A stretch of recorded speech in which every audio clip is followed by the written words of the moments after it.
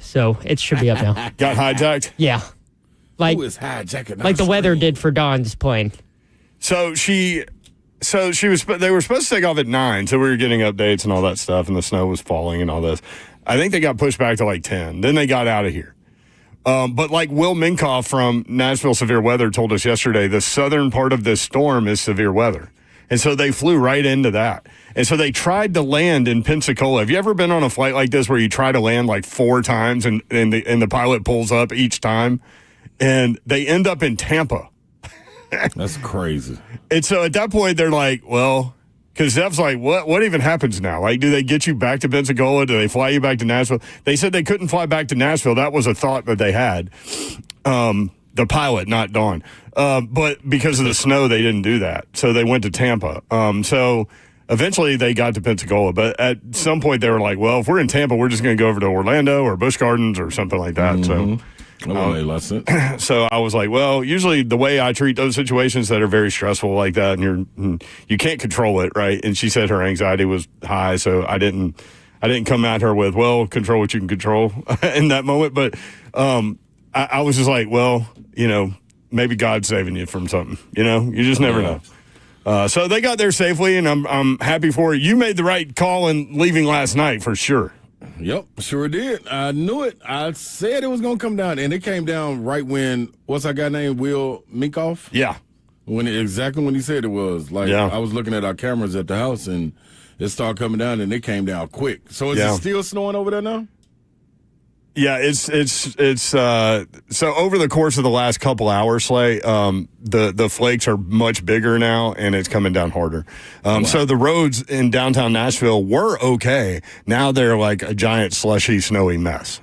That slush ain't good, right? No, and so over the course of tonight, when the cars stop driving on the streets and it has time to just kind of chill, they're going to freeze pretty big, I would imagine. So, like, I would think in the morning, like, for a few hours, it'll be pretty impassable. So, like they always tell you, if you don't have to be out, don't be out, Yeah, please don't, Joe. And, Slay, as you can imagine, our building is completely empty today. I know it ain't a soul in there. No, Minivan ain't even in there. Minivan's not here.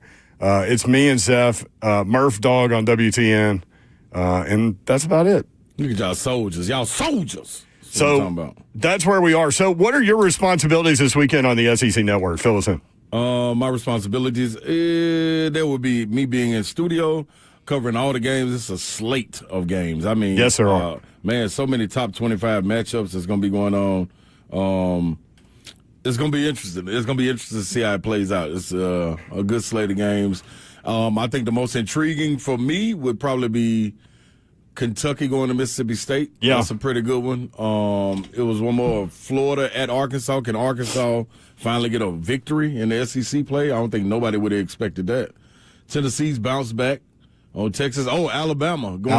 Texas A&M. And that's going to be huge, especially the way Taylor plays, man. It's going to be pretty dope. So we'll see. We'll see how that goes. Yeah, number 2, Auburn at South Carolina. Auburn will be the new number 1. Vanderbilt trying to bounce back from that 76-64 loss to Mississippi State at home. They're at Missouri. Missouri 2-2 in the last 4. Number 8, Florida at Arkansas, as you mentioned. Will it be tough for Florida to get it back going, coming off that 30-point win against Tennessee? Or is that the kind of thing that can just get you rolling? Yeah, I think it can get you rolling. I don't think it's hard to come back off of it because they saw both sides of it. They saw what it looked like to play defense and hold the team below their average. And it also, you see what it looks like when you just putting the ball in the hole and just scoring. So if you mix those together, you got 2 sample sizes to take from, which is pretty dope, for Todd Golden in Florida. But you still got to get it done. You still got to get it done night in and night out. You don't know who's getting motivated by what. That's a tough place to play. Bud Walton is, man. Like, it is a tough place to play. And they got talent on that team. Can they answer the bell with Arkansas? Because if they can't, Florida will run away. Now, I continue to say, man, Florida one of them teams. I was talking about their outside chance team when you look at Auburn, Alabama, and Tennessee. But then you have Florida, and I said Kentucky at first, but I think they're still there. One thing you can't do, Euro, is take these teams for what you think they look like in conference play, because conference play is so so tough. You know what I mean? That's not going to be their matchups in the NCAA tournament until the latter part of the tournament, if anything. You see what they did against other conferences. So, I mean, take it for what it's worth. It's a quality one win or a quality one loss. That's the only way I can look at it. Yeah, I mean, it's going to be such a grind in conference play. We've been talking about that all pre-conference season. But is it going to be – have we gotten kind of in basketball where we were in football, where it's just going to be so hard to win on the road anywhere you go? Yep, I believe so. And you got to think right now, when we're seeing these upsets like Kentucky going to Georgia and Georgia winning, the students are not even in yet. I don't think they come back to like the 18th or something, some crazy date. So it's gonna be wild to see what it's like when these students get back in. It's gonna be rocking and rolling. So I mean, hey, it is. I think it's the same thing in football, and I think it's the same thing in baseball. Baseball, it's the same thing. It's hard to go get a road win in baseball too. So that's what it is. The SEC is tough. So Tennessee at Texas, you kind of mentioned Tennessee getting it going again. How do they bounce back? I mean, typically under Rick Barnes, they are pretty good at putting things in the rear view. You think they do that? Texas, man, they made it again. Y'all were right. They made it. I went back and looked at it a little bit, watched some highlights. They made it a game against Auburn. They were down 21. They were down 14 with 3 minutes to go, but they did cut it to 3 late and made a run. So. Does that tell us anything about Texas? They do have the freshman that Trey Johnson. That's really, really good. 18.4 points. Yeah, he's tough. Kaluma is another guy, a power forward, man, that plays like a 3-man. So he went off the other day. They have talent. Yeah, they got plenty of talent. They Tremont Marcus, a guy that transferred in from Arkansas. He was a problem last year. He had an injury early on in the season that he was battling with, so it's going to be interesting to see how quickly he gets back to it. He's kind of like the kid, Chris Youngblood at Alabama. He was fighting an injury. Now he's trying to get his rhythm. So when all these guys get back and get their rhythm, it'll be interesting to see because you need help, man. It's difficult for a freshman to lead your bunch in this type of SEC. If this was SEC 5-6 years ago, that's a little bit different. You know what I mean? Like Kentucky get freshmen to lead, but in this instance, where you got all this experience and all these veteran coaches, it's a little tougher for that to be on a freshman's shoulders. 615-737-1045 if you want in. Friday edition. You can watch the show live, YouTube, Facebook Live, Twitter, and Twitch. Twitch, please. The F&M Bank chat is open. Big Slay Dog is checking in from Charlotte from 4 until 6 o'clock. Mark Mariani, Moonshine, will be in studio. And I was like, man, I know it's going to snow all day and all this, but I also know you're from Montana. So, like, if you want to come in. So he's going to come in and join us. He probably going to ski down there. Cross-country ski. Man, I'm looking at Division now, and, man, the cars are going so much slower now than they were earlier. This thing is we look like we're in a snow globe. That game last night was phenomenal, wasn't it? College football semifinal game number 1 last night. Notre Dame slips by Penn State 27-24. Fighting Irish get a 41-yard field goal with 7 seconds left from senior kicker Mitch Jeter to win it and send Notre Dame into the championship game against Ohio State or Texas. We were talking. It's funny. Before the game, we were talking about Notre Dame's kicker. Like if it came down to the kicker, because he was really struggling, so they had him back off in practice. He was dealing with some kind of groin injury, and then he got hot during the playoffs, and man, he drilled that last kick. Ooh, he looked nervous on the sideline. Boy, didn't he? Man, let's see. Listen, let me go and pull the curtain back for everybody. Y'all know what the parlay is, so I'm telling everybody that was out there on social media, boy, they couldn't wait to. I've never known that there was so many people that wanted the parlay to do bad. Listeners, what's wrong with y'all out there, man? Y'all should be on my side, man. The one big slay to win some money. If you're talking about me and Zeph, like I'm talking about y'all, but I'm talking about some listeners too. Because when it got to 10-0, people started writing me on Twitter saying, "Oh, the parlay ain't looking that good right now." I'm like, golly, y'all the first half. What do I always tell you, Yoral? It's a long game, man. Y'all just be cool. Yeah, so Jeter, we talked. It's so funny that it came down to that because we were talking about this. So? Jeter was 3 for 3 in the opener against Texas A&M on the road. Then the rest of the regular season, he was 3 for 9. And so then Marcus Freeman shut him down. He was like, "Stop kicking in practice. Like, stop." And then he got hot, and now in the playoffs, he's 7 of 8 in the playoffs. How you go from 3 for 9 to 7 out of 8 as a kicker? That's like a putter that can't hit a putt. Then all of a sudden he hits everything. That's great coaching, dog. Yeah. So I pointed that out right before he kicked it in our thread, and Slay was like, "I'm muting the thread." Yeah, like, dog, you and Zeph going back and forth. He looked so nervous. Then York come with these numbers. I'm like, hey, y'all do know I bet on him, Nate, right? Like, come on, man. Slay, he was pacing that sideline up and down. His eyes were darting all over the field, and he looked nervous. But like, you know what? Big stage. You know what? He got out there and he said, "You know what? Ron Slay put money on me. I'm gonna go make this kick. I'm gonna go to the national championship for Slay and my coach." That's what he said. Yeah, and that's what it was supposed to be, dog. I'm like, hey, man, when y'all start doing that, I was like, and then there was a guy at the bar that I stopped at to grab me something to eat because I just got off the flight. Mm-hmm. He was a Notre Dame fan. Older gentleman, probably about 65, 70, and he was telling me, you cannot go anywhere. As soon as you came in, they start having good luck. I'm like, hey, man, I just can't get my food and get out of here. But, hey, he paid for my food, too, so salute to that gentleman up here in Charlotte, wherever he is. So not only did I win my bet, I won some really good wings, some honey hot wings. Honey hot wings. So James Franklin now is 4-20 straight up when playing a team ranked inside the top 10. 4-20. That's what, and that right there was enough for me to say, you know what? That's what headed you down that path. Notre Dame. Yep. Yeah. Mm-hmm. And I kept telling you, like, I want to bet Penn State, but I just can't do it. And I never did. I never did. But what a football game! It was a great game. But man, I feel bad for Drew Aller. I mean, that was an inexplicable throw at the end. But guess what, though, his explanation, him saying, man, I was trying to throw it in the dirt. Did that look like that was trying to go in the dirt, though? No. I think he was just saying stuff. Like, what are you going to do, man? He going to work with us then. He's just going to say stuff. We say stuff all the time. I know. But, like, he was still in his uniform even. Like, I mean, he hadn't even had a chance to, like, take it in or anything. And, you know, like, in a position like that, you just feel bad for your entire team. Like, worse for your team than yourself, right? Like, because it's on you. There wasn't any throwing it in the dirt. He threw it across the middle late, which you're taught not to do. And I get the situation is high anxiety and all those things, but man, he put 2 other balls up and to triple coverage and got lucky with some calls. But but yeah, he's coming back next year, so live and learn. For sure this time. For sure now, because like he never officially said he was coming back. He said he intended to come back. Yeah. So y'all don't think they're gonna recruit over him? You gotta go get somebody else, or you give him another chance. I think you recruit under him. Does that make sense? Yeah. Okay. Yeah. Somebody to push. I mean, I would roll again with him.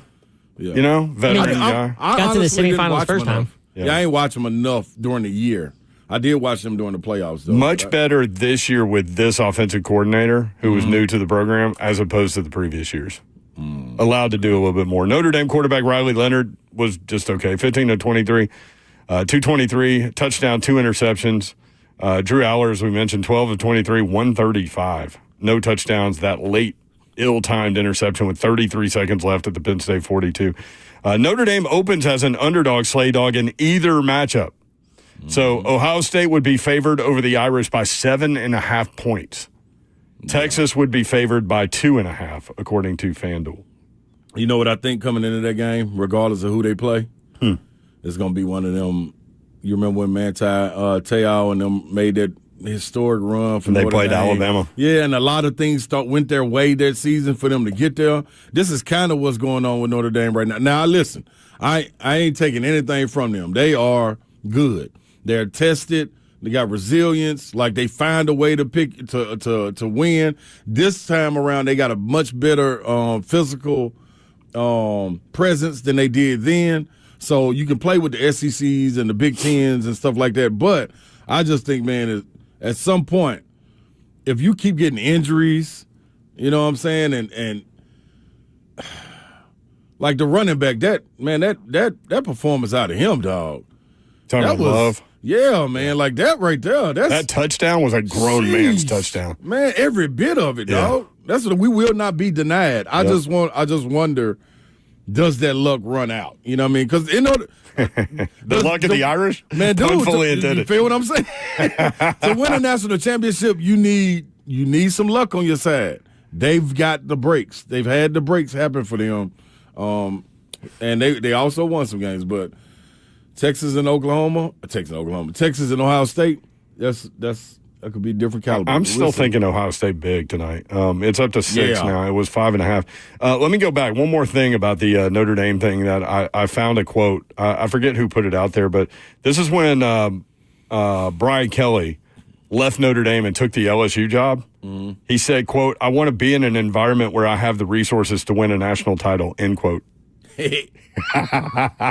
Well, so careful what you wish for, bro. No, not careful what you wish for. Show me who you really are. Yeah, there you go. Because now all of a sudden you went to a place where you got the resources and the abundance of money to run away. So much money that the men's basketball program has just been sitting there just dwindling and dying out like a rose that ain't been watered, man. Yeah. You know what I'm saying? All the allocations been going to the women's basketball, gymnastics, who's been winning national championships, and football. Shout out Livy Dunn. And baseball. So the only one ain't carrying. Shout out Livy Dunn. So the only person ain't carrying their weight is Brian Kelly. Brian Kelly, you asked for this and you can't deliver. Where are you at with that little L and that little dance? I want to see that little L and that little dance. Bring that L and that dance back. That was so disturbing. If y'all haven't seen it, Google it. It's so disturbing. 615-737-1045. Slay, first call today is Uncle Bob out in Spring Hill. UB, what's up, man? How are you doing? Hey, guys. Thanks for taking the call. Just sharing my misery. A bet I make a lot is easy bet will it be overtime? Okay, and oh man, the easy bet, it pays off to say yes. It's anywhere from plus $20 yields you $250. So we're sitting down there last night at overtime with 7 seconds left with the worst field goal kicker, and I got money on it, and he hits the damn thing. And so when he kicked that, it started to drift right. I don't know how. I don't know how it like duck hooked back to the left in mid-flight. I don't know how that. Luck of the Irish. Yeah. But talk about the luck of the Irish. Buck said this morning when that ball started moving 3 different ways the minute he left his foot. I thought it was going to go wide right as well. But anyway, thanks for taking the call. And tonight, gee whiz, I don't know. Ohio State, UB, that's where I'm going. Now, I miss a lot, so take it for what it's worth. But Slay Dog and me are in agreement there. Yes, we are. Okay. Thanks, guys. Thank you, God brother. bless. I just think Ohio State, Slay, is just playing at a different level. We'll talk about it more as we roll through the show. If you want in, 615-737-1045. Chris Lowe told us something was going to happen a couple of weeks ago. If you listened up during one of his segments, you would have known the story that broke today. SEC player on the move. We'll tell you about it next. 3HL 1045 this home.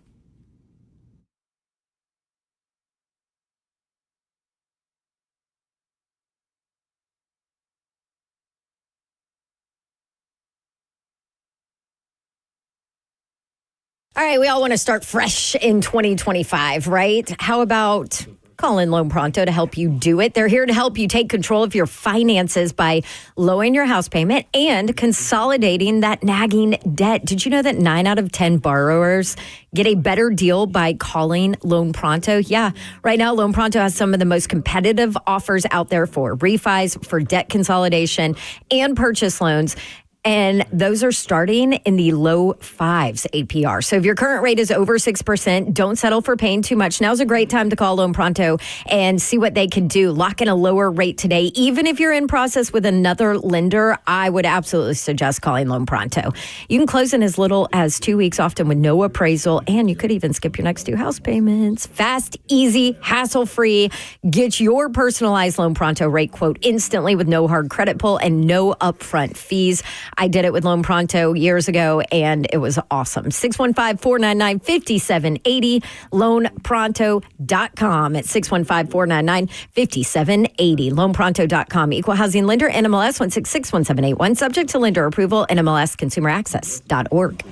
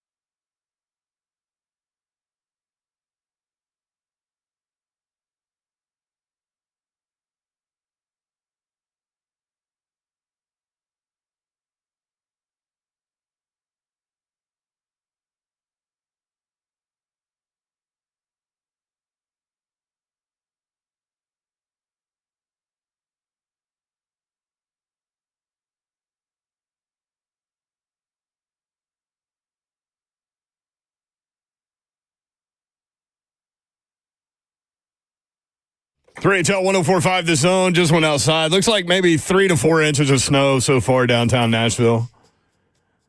The heavier bands are happening right now. Supposed to keep going for another several hours. Be careful out there, y'all. You don't need to hear that from me, but if you want to watch the show, YouTube, Facebook Live, Twitter, and Twitch. Twitch, please. Dewey, Cheatham, and Howell. What's up, 3HL family? It's snowing in Brentwood. You guys get any? LOL? Yes, everybody's got some. This was one of those snows. It's rare. Like, having grown up here, you very rarely get one of these snows where for an entire week they're like 100% chance of snow on Friday. You know what I mean? Usually you have to kind of wade through all these various models, and maybe it rains, and then they think it's going to sleet, and then they think it's going to snow, and then you end up getting nothing in downtown, but surrounding areas get a bunch. So I don't know. This is a really pretty snow. Looks like a great snowman kind of deal. Do you used to do that when you were a kid, make snowman, sleigh dog? No. I really didn't either. I didn't find the necessary work that needed to go along with it. I'd rather go play football with my friends in the snow. That was my favorite thing. See, and it felt like it was something easier. It felt like it was something easier to, you know what I mean, to make the snow. Like I couldn't just sit there and just pat a big old snowball and then like, what we're gonna put roll it up. I ain't got time to do all that. I don't even know where. I didn't even know where no carrots were. Well. Right, raw carrot. Like what? I mean, the other part of that, the one cool part about making a snowman is the snowman's going to last a while. So, like, even when it's like 70 degrees 2 weeks later, that snowman's still hanging out, waving at you. Yeah, he liked to chill. He lost some weight, but he's still there. Speaking of, there's a kid walking down Division with a big, gigantic snowball. You see this, Zeph, out this window? I wonder who he going to hit. Out this window, Zeph. Wrong window, though. I can't see it out that window. At a bad angle. It looks like the head of a snowman. I don't know if he like decapitated a snowman and just took the head, or if he's like, Zeph, dude, get down. You can't stand on these swivelly chairs. What are you doing, man? Zeph standing on the swivelly chair? Yeah. You know, like when they try to act like Babs. Babs changes the lighting, she stands on that little swivelly chair. I hate that. I hate when she does that. Oh, hey, man. Shout out to the people in the chat, man. My lighting production.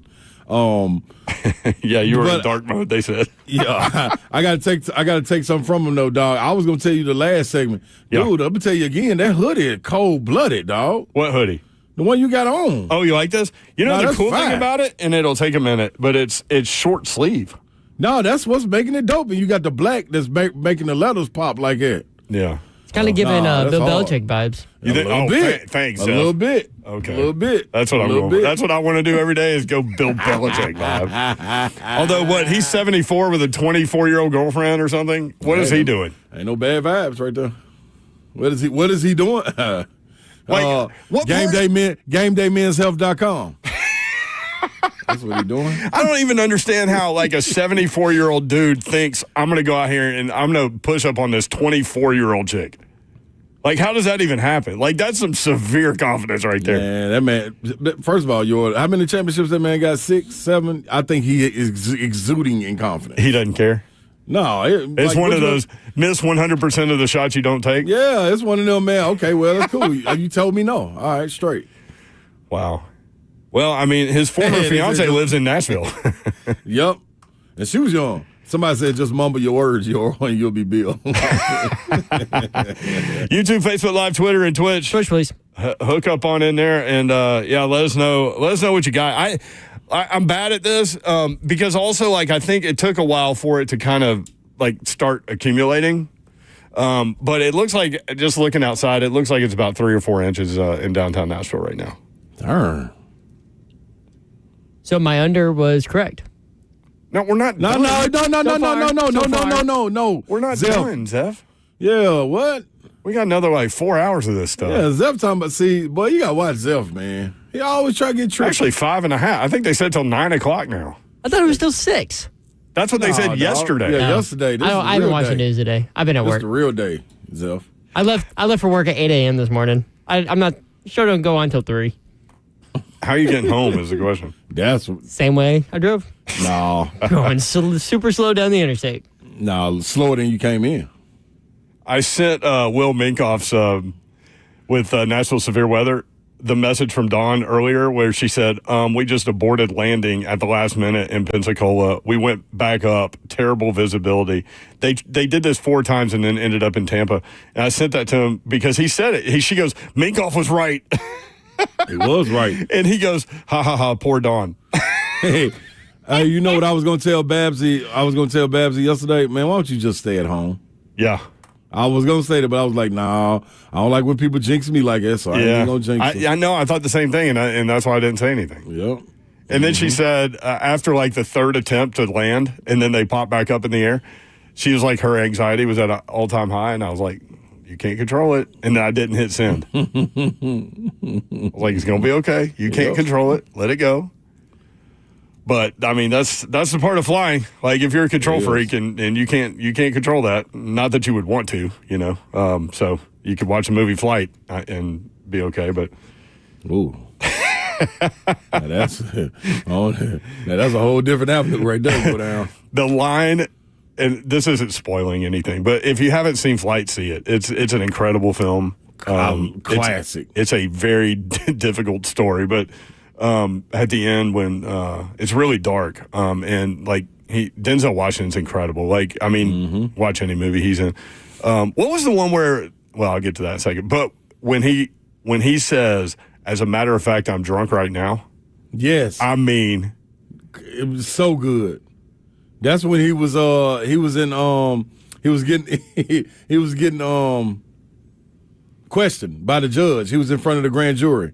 And trying to see if he was going to be able to keep his license. And he had got off and everything. And they told him, he was like, I drank on December 21st. Wow, I drank on December 22nd. That's really good, Slay. I'm drunk right now. Not that's funny. So good. No, yeah, that ain't funny, but for the movie it is. That is funny. Zeph. So for that movie, he was a 2013 nominee for Best Performance by Actor in a Leading Role for the Academy Awards. Yeah.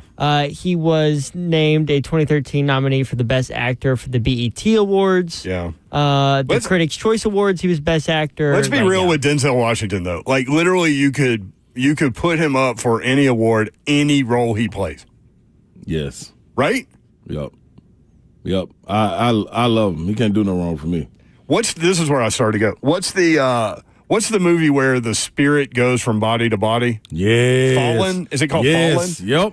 That's one that a lot of people won't think about when you think about Denzel Washington. So I bet a lot of people have not seen that film, but it is incredible. That's the song. That's when they sing. The spirit moves body to body, singing the song. Yes. What's the name of the song, though, Yor? I forget it, but I'm getting close. We sung it on the show one day. Oh. Time is on my side. Yes, it is. Hey, dog. Dude, and that spirit, when it jump in the body, it's like it might be a little kid walking by. Yeah. And you think you done beat it's it, crazy. and the little kid just come out of nowhere singing it, or the adult. That's so a good movie, Yor. You right. Former Georgia quarterback. So, Low Dog told us this a few weeks ago that or you got to listen closely to him when he's on the show with us. But he kind of alluded to this, that Georgia was ready to move past Carson Beck when he got hurt, and that Carson Beck was probably going to transfer. And he told us off the air, like, it looks like it's going to be Miami. And that happened. Former Georgia quarterback Carson Beck has committed to Miami. 24-3 career record. Does that surprise you? That his record is 24-3? Because, Carson Beck, this year, I don't know what happened to him. He turned into it's almost like the spirit got in his body, like it followed. Time wasn't on his side no more. No, you asked, am I surprised by that? Nope, I'm not. Because I thought Georgia as a whole took a step back. I think a little bit of it. Now, did I expect any of this? No. But being surprised by it, I thought they would miss a beat with Lad McConkey gone, and you see his impact in the NFL as a rookie. 83 Brock Bowers. Yeah. Brock Bowers, his impact rookie record as a rookie. Yeah. You know what I'm saying? But the thing that I thought that would step up and didn't is that offensive line. That offensive line didn't That offensive line and the defensive line, honestly, they lost it in the trenches. Yep. Yeah, you're right. man, and that's what they will. And here's where we were with Georgia, and we talked about it through the season. Like, you saw it, but you didn't want to necessarily believe it because you always just assume that Kirby Smart's going to move past whatever difficulties he has. Yep. And whatever challenges he has, and ultimately it ended up getting him. That's the transfer portal too, though, yo. Yeah. Like Alabama went through it. Yeah. Georgia. Alabama lost 4 games this year. Come on, man. Georgia went through it too because what made them so dynamic is like what you always said the last 2 years, not this year. The last 2 years, though, what do? They choke you out like a boa constrictor. But that's because they sending so many people in waves and there's so many fresh bodies.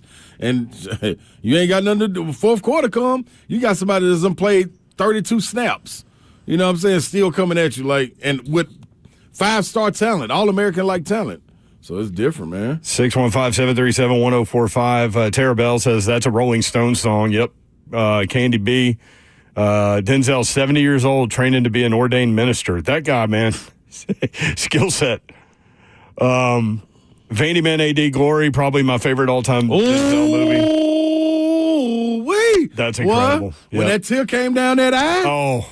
Sheesh. Not the tear came down the eye when it came down his cheek. I mean. I knew what you meant. Yeah. But you know where I get that from? I get that from you. Because you'll do that. Yeah. You the one got me doing that now. You speak Mayor, I speak Slay. Candy B, Denzel's son, John David, pretty good actor also. Yep. Yeah, so is. Uncle Bob Falling, great movie. Yes, it is. 615-737-1045. Jay is in Florida. Jay, what's up? How are you, man? Hey, man, how y'all doing? Good. Hey, I just wanted to talk about well, I didn't get a chance to call in yesterday about the whole Mike Keith stuff, and I mean, we're gonna miss him dearly, you know. But I the whole story on it, I thought it was just because the Tennessee Titans sucks. That's what I thought. I had saw the video about that was his dream of being the voice of the Tennessee Vols, So I can definitely respect that, and I hope I wish him nothing but good luck, the rest of the way through his career. Hopefully, everything works out there, but we're going to miss him dearly, and hope, Big Slay, hopefully on his way out the door, he had yelled, "I ain't got no roots." Hey, you're absolutely right. Hey, well said, man. We're happy for Mike. We're happy for the Vol Network. We're happy for Vol fans, and we are Vol fans, so happy about that.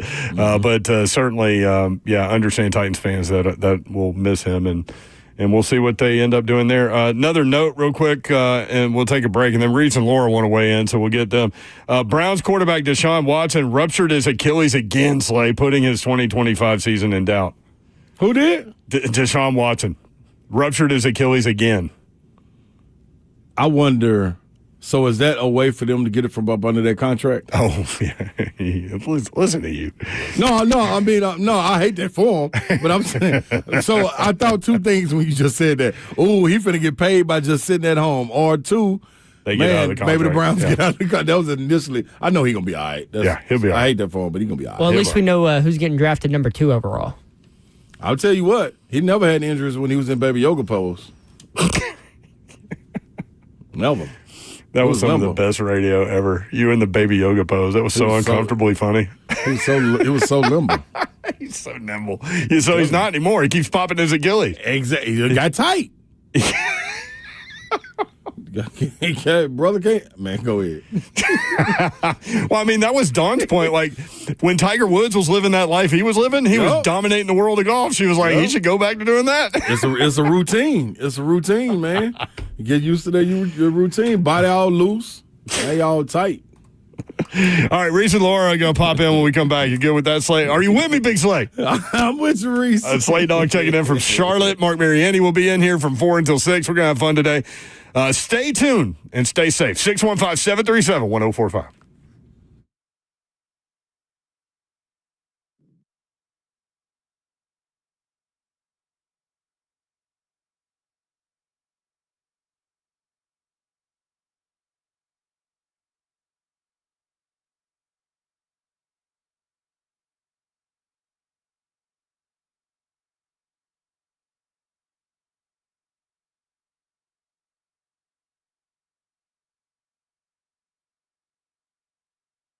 Where can you kick off the new year with the big savings that you need on gig speed? Only with Xfinity now through January 16th. Get gig internet at home for $25 a month for 1 year when you add an unlimited mobile line, which connects you to gig speed Wi-Fi on the road. Act fast today and save more than $650 over AT&T and Verizon in your first year. Plus, hurry and take advantage because right now you can also get a free 5G phone with trade-in. So save big and stay connected to what you love with fast gig speed internet and mobile from home to hotspots this new year. It's all about gig speeds and big savings. Don't wait.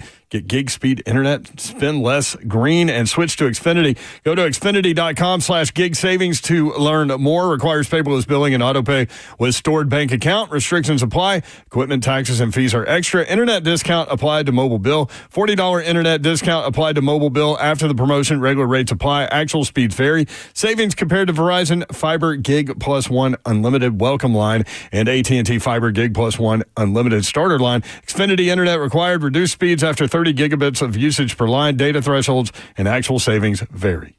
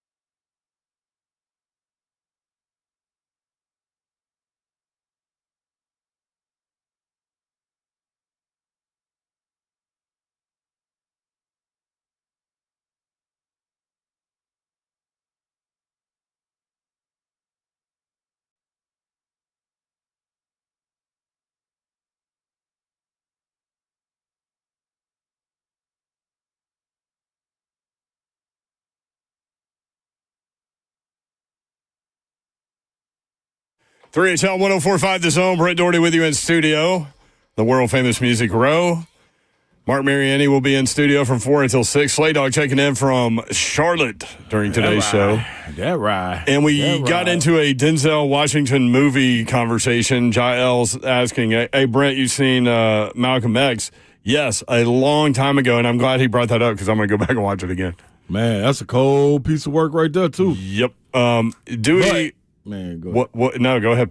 No, I was going to say people that followed Malcolm X, though, can't stand it. Right. That's how Spike watered it down a little bit. How much, how he was. So, but if that was your first introduction to Malcolm X, I think he did a phenomenal job. To the history of the figure. Yeah. Absolutely. Yep. Dewey Christian and Howe said that Denzel actually was in St. Elsewhere, TV show back in the day. I didn't know that. And I used to watch that show. I wouldn't doubt that. That was a long time ago. 615-737-1045. Reese and Laura checking in from South Central Kentucky. You guys getting snow up there? Yes. Okay, good. What do y'all do in the snow? You still sit in the car and listen to us and drink beer? Yes. I can still see grass popping out of the snow. Yeah, not here. Not here. I know it's bad when I've seen on Facebook, now how true this is, when they put Jim Cantori from the Weather Channel down there now. Yeah, he's in Nashville. That's true. You know it's bad then. How you doing? Yes. Big player, you with me? Wait a minute, Reese. Hey, Reese, quit doing my girl like that, Reese. Reese, Nope, I'm not with you, Reese. Hey, I don't want to interrupt her, Big Play. I don't want to interrupt her. Yeah, but your tone in Are You Done? Nah, I ain't like your tone in that one, Reese. Let's try it again. You know what? Yeah. Play has my back. You people are too big into tones. I don't know. Hey, Zep just came and talked to us about cats.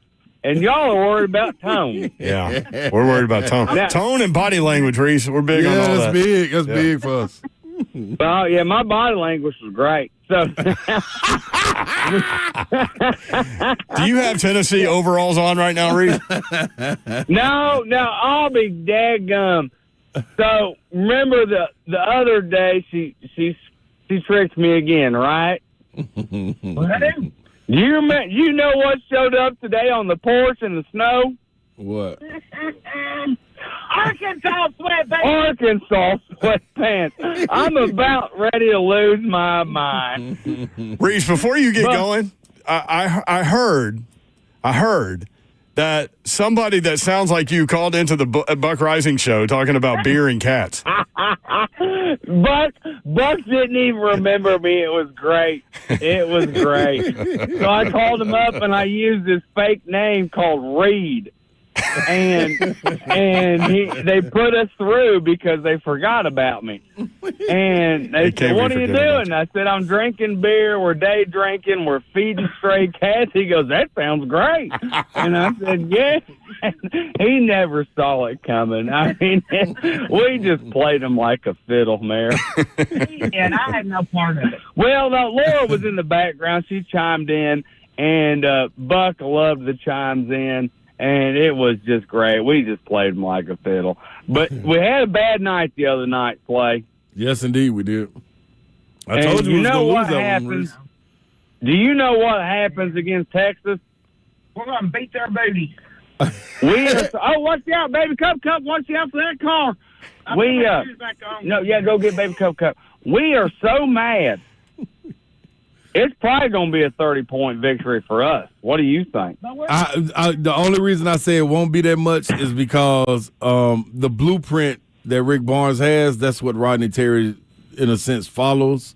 And with it being at Texas, man, you got to be a different animal to go beat somebody at home by 30.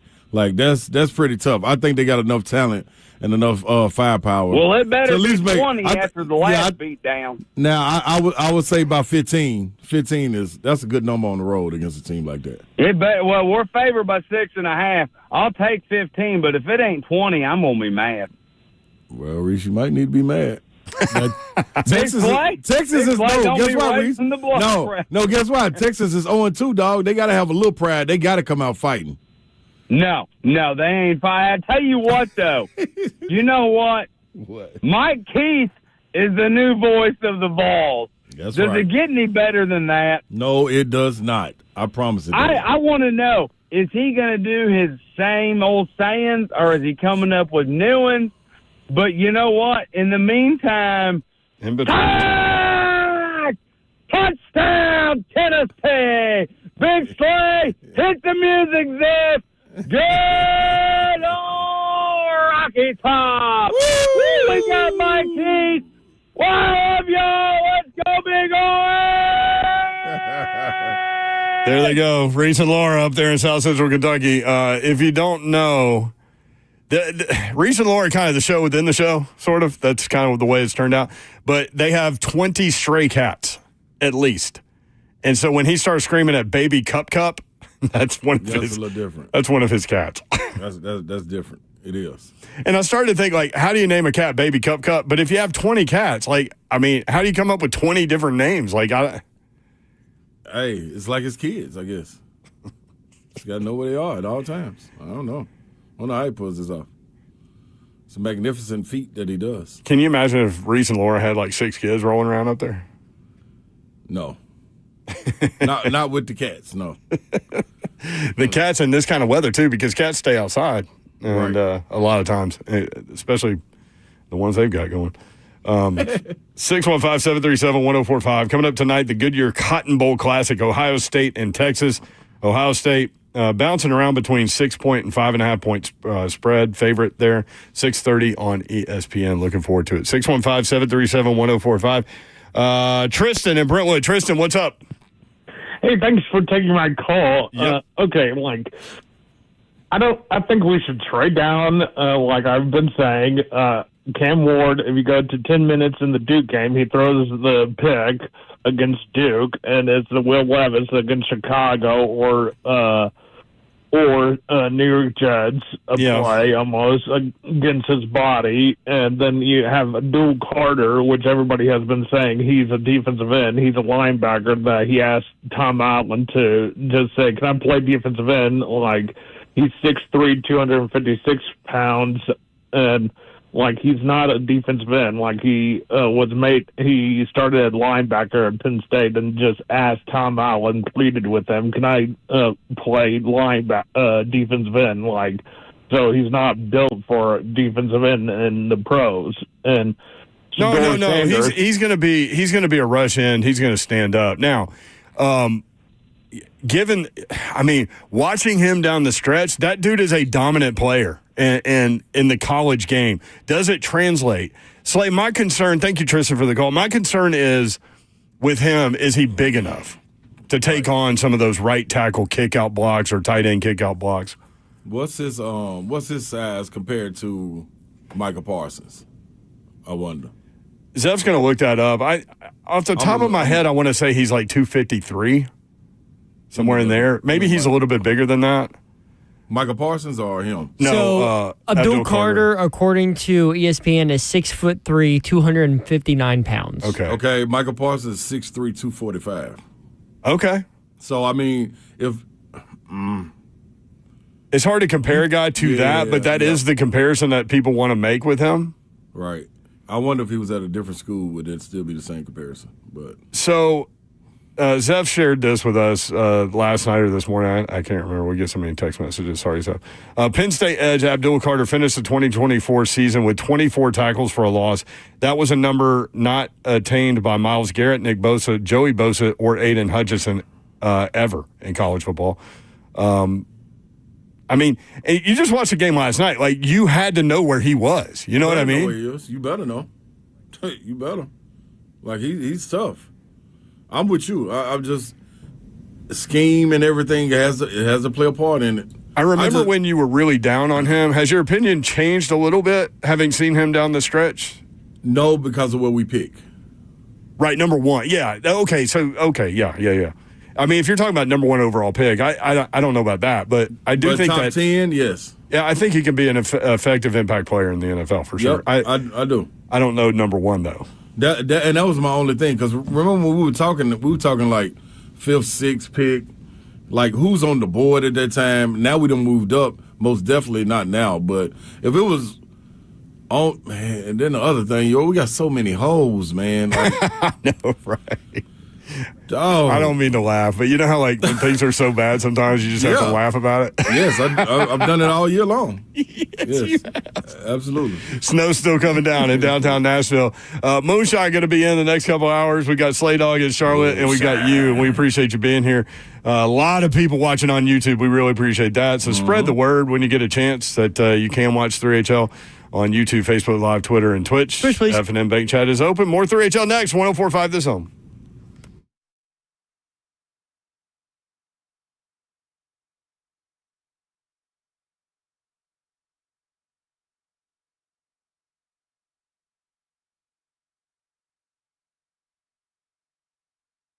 What's up? What's happening, good people? I'm talking to my fellas out there, though. First and foremost, let's get the energy right. You got to be able to let those feet hit the ground and take off and run with it. How can you do that if you can't get in the game? You need to go to GameDayMen'sHealth.com. I slid over there today, man, make sure everything was cool, get my T-levels tested, because you got to understand, once you get over that age of 30, the older you get from that point on, yes, it increases the percentage of your T-levels being low. It increases. You need to be on top of it. You got 2 locations to pick from, Green Hills and Hendersonville. GameDayMen'sHealth.com. Go online, check it out. Go on and set your appointment up. Lock it in right there. You go in. It takes about, 15, 20 minutes. Get all your results back, and they're going to let you know exactly what you need to do. So while you freelance and going to the gym trying to figure out why you can't get jacked, well, I got an answer for you. You need to go to GameDayMen'sHealth.com. It's that opportunity you've been looking for.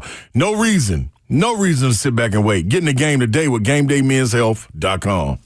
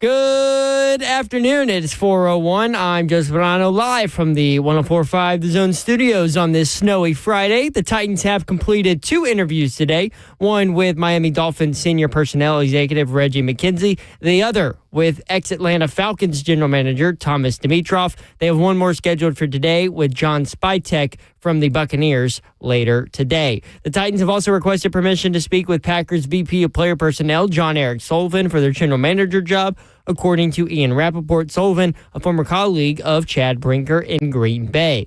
The NFL playoffs with Super Wildcard Weekend start tomorrow on Saturday with Chargers at Texans at 3:30.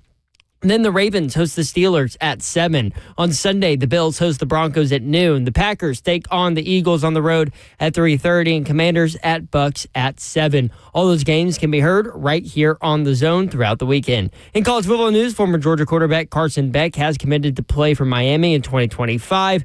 Beck reportedly getting a $4 million NIL fund to go play for the Hurricanes. Also tonight, the college football playoff semifinals continue as Texas and Ohio State face off in the Cotton Bowl.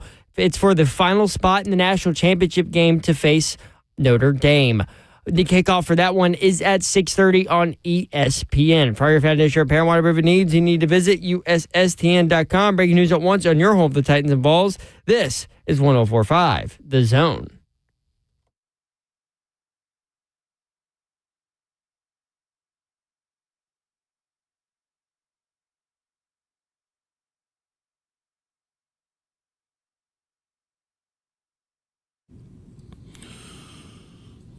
Welcome back into 3HL right here on 104.5 The Zone, man. We locked and loaded on this good snowy, icy day. Hey, man, if you out there, be super careful, people. Do not take the risk if you don't have to go out. Hopefully you already went to the grocery store and helped take everything out of the grocery store, because I know my family went yesterday, and that was before I left, and it was absolutely nothing. They had to go to 3 stores and start piecing things together. So that was kind of wild. But if you're out there right now, man, you should have it on 3HL and be on your way home very, very slowly. And when you get home, put us on TV. Just get us on Facebook, YouTube, Twitter, or Twitch. Twitch, please. Slay dog and Charlotte. Charlotte's not big enough for you, man. No, it's not. Oh, I did go. Guess what I did today, though? What'd you do today? Man, what did I tell y'all the other day that, man, I got to go get? I went and got my pedicure and manicure. I found a new spot. Man, what's the name? I think it's Top Q Nails or something. Man, they had 2 people working on me. Wow. Man, I got me in and out of there. Massage with the stones, all that right there. Boy, hey, I feel like I'm walking on clouds right now, man. My little feet. Man, I'm going to tell you one thing, people. Hey, take care of your little feet, man. Your little 14s? Yeah, man. You take care of your little feet, man, because, man, you start I'm going to tell you, I was close to, one of my favorite movies. What up, Moonshine? What up, baby? Man, one of my favorite movies on earth is Jurassic Park. Yep. And every time my feet start hurting, the first thing I think about is when that raptor was walking through the kitchen and his little toe was tapping. That's how my toes feel, like my nails are over my toes. Like it's too much going on. You got to go in there and get them taken care of, man. So don't be the Velociraptor. Yeah. Go get your toes done. You got hammer time going on down there. No.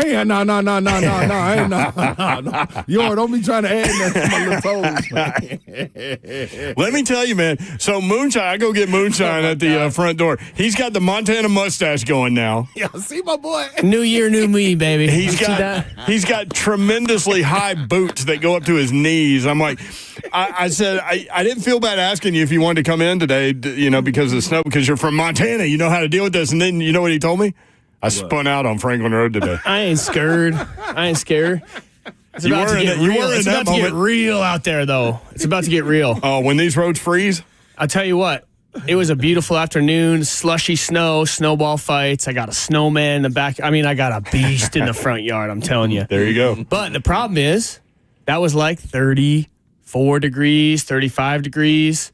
And now it's already 31, 30. Now that all that stuff that melted is about to freeze and it's going to be nasty. So stay safe out there. Like where I'm from, when it gets 10 degrees, 0 degrees, 20 below, you don't have that melting problem. It just doesn't melt. You don't have to worry about that. And that's what I'm used to. Yeah, here it's the refreeze thing is a real thing. So That's it. In the morning tomorrow, I mean. I think it's already happening. Stay home, man. I already got a little questionable. I got to check my shorts.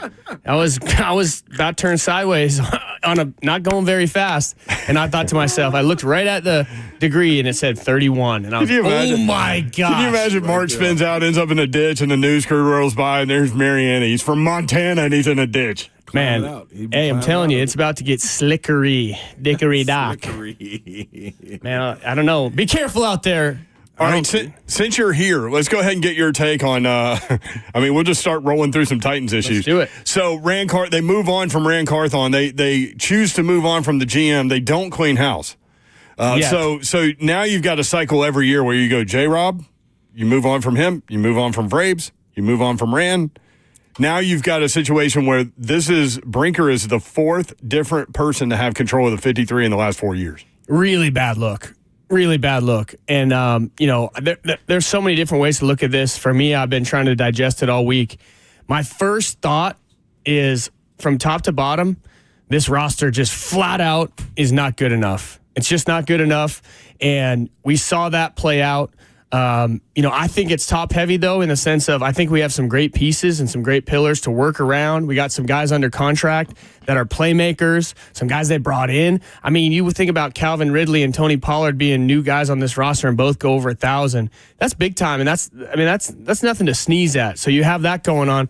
But when it comes down to it, this 52-man roster is thin. It's got no depth, and it just does not stack up in the NFL. So you peel that layer back and you go, okay, well, how do we fix this? I don't think it's all Rand's fault. I was a little bit shocked that this was the first move that they made. I'm starting to understand a little bit. However, I think there's a lot of carryover from those J-Rob years that we're going to have to fight through, because two things can't be true at the same time.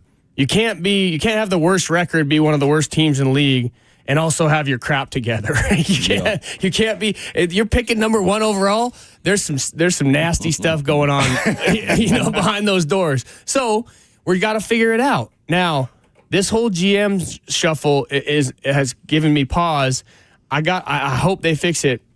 I just believe that if you hire a coach and you believe in him, and hire Callie and you believe in him, you cannot judge a lot on this first season until you get some pieces in place and some playmakers, until he gets a quarterback or has the opportunity to have some say in who he wants to be as his quarterback. And that goes from the top to the bottom, all the way down the coaching staff and all the roster. How are you going to judge coaches if everybody in the building is in agreement that the skill level and the talent on this roster can't cut it does not cut it top to bottom in the NFL? And so that's where I think they took a bit. Now, again, another school of thought, another avenue is Miss Amy can't keep doing this every year. She can't keep doing this every year. Well, and now it's set up too, because Slay, Moonshine, if they're bad again next year, that's Callie's head. And that's then you do it again. Well, here's the thing. One guy at a time. I know there's been a lot of discussion this week about the lining up of a head coach and GM, and I think you got to do that so that everybody can shoulder the same amount of the responsibility and the blame. But if you're sitting there in the office and you're coaching staff and you're Callie and you're Nick Holtz and you're Bo Hardigree, right, the quarterback's coach, and you're getting judged as a coach and your performance as a coach on the play of Will Levis and Mason Rudolph, that ain't it. That ain't it. They're not my guys, man. So that's easy to deflect that blame, and that goes on down. I mean, I even think, are we going to judge, and you guys know where I'm going with this, are we going to judge Bill Callahan because MPF and the right side of that offensive line was trash all year? Yeah, I think you hit on two things there. I think that they thought that Will Levis would be better. Than he, that they could roll out and play winning football with him at quarterback. And I also think that they thought NPF was going to be the guy at right tackle, and he just wasn't. Well, and this is my point. So those are two things that did not happen that I think they thought would. And it goes back to something I got to get on these airwaves, and we'll see how this all shakes out. But I want to say it right here, and everybody knows where my loyalties lie. But stop calling for my boy's head, Colt Anderson, as well. Everywhere, top to bottom. How are you going to judge a coaching staff that you invested in from head coach down to the back end, the assistant, everybody, on if you are all in agreement that this roster's not good enough. And then when that happens, you got to figure out, okay, how can we fix this roster? And now if you got a coach standing on a table and saying, I want this returner, I want this quarterback, I've done my due diligence, and I want this guy to run my offense, and then you have the production issues, now we know where to look and where to shoulder that blame. Right now, you have this thing where Rand was here first, Callie was here second. Now you got this Brinker situation. And I just think Miss Amy, from Vrabel to Callie to now Chad Brinker, had been hearing that maybe Rand ain't the dude to do this. And so maybe she just knee-jerked and got him out of there and let them hire their own GM. But they have to get in sync because they can't keep deflecting the blame. And I think now they're going to have to look introspectively at everybody at every position because Rand's out. Now you got everybody working together. There's no more. You guys got a year, maybe 2 years till this stadium opens to figure this thing out. 2027. But how are you going to sit here and dissect these coaches as ownership when you have given them Will Levis and Mason Rudolph? 615-737-1045. Moonshine in studio. Slay Dog in Charlotte. You got the mayor, Dr. C, next up on 3HL. Dr. C, what's up? Hey, I want to tell Moonshine that he's preaching. I'm sitting here saying, amen, amen. Thank you all for taking my call. And please give me an extra minute. I want to thank you, the whole group, for the work that you do in giving us interesting information and knowledge and your various opinions. Let me start by offering my congratulations to the VOT, Mike Keith. Mike has some large shoes to fill following a legend, but if anyone can do it, we know that it's Mike. I've been trying to get on this call this week since the breaking news on Monday. I meet most of you all on several occasions when you do broadcasts outside of the studio. Yep. So let me give all of you just a little bit of accolades as being the best talk radio show in Nashville. I do a little bit of traveling, and when I'm in another city, I make a point to listen to their talk show stations. So all of you at the station, as well as those behind the scene, should be very proud that you have the best sports talk radio station in all of the United States. I've been to Montreal, Canada, Toronto, and Niagara Falls, and I'm sure when Canada becomes our 51st state, that 105 will still have them bested. Let me quickly take each of you on individually. Zeph, when Hunk left, I thought the zone was going to have a hard time filling that spot. I hope the crew will agree with me that Zeph not only fills that role, but in many cases takes it to a higher level. Brett, you are the conductor of a well-functioning orchestra. Don, you add a nice flavor and a lot of knowledge to the broadcast. Now, Don, I agree with about 99% of your opinions, but all of us know that Don does not have many strong opinions. Wink, wink. Big Ron, my dog, I will have to cover you as I end. I tried to get on yesterday when Ramon was in studio because Ramon is my homeboy. Just ask him about Nankipu, Curve, Highway 19, Nutbush, and so forth. I hope to meet Ramon in person one day. Now on to the Titans. Most of what I have to say will be fact that has been fact-checked. The remainder will be my opinions, so you may not agree with my opinions, but you cannot take any ownership of them and say that I'm wrong because they are my opinions and not yours. My opinion, Coach Callie, the general manager, and the offensive line, Jesus, OLJ, should all have been given another year or two at least.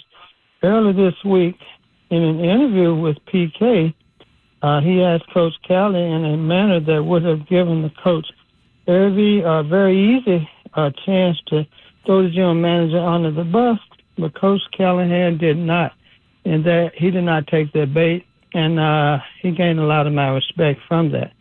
I heard a caller, Darrington, say on Wednesday that the hiring of the general manager was probably a Rooney Rule hire. I disagree with Darrington, and in my opinion, it was not. Hiring Ron was because he was the most qualified individual who applied for and that the Titans could sign to fill that position. It was not a Rooney Rule hire, but it was a Titans-type fire. when the Titans made trades and Doctor, I'm up against the break, man. I'm going to get my program director calling me. So I appreciate it, especially all the kind words. And I think you've hit on some really good stuff. I really appreciate you, man. That's Stay right. safe out there. All right. All right. Thank you, bro. Thank you, Doc. I was waiting for mine though, Brant. Did we not have a couple more minutes? I mean, Me and Moonshine didn't get to get ours, man. You and Moonshot got left out of that deal. oh my goodness. Well, I appreciate Dr. C. He does come to remotes too, and it's always good to see him. Mm-hmm. All right, when we come back, this is what we're going to do with Greg Cosell today. If y'all don't care, let's roll through the playoff matchups with him, and just get his take on each game. Is that cool? that sounds perfect. I got more to say about this GM situation too. You chat in the chat. I got more. You chat. So we got 2 hours of this live radio. Speaking of, we talk about Black Monday as the Monday where head coaches get fired after the regular season ends.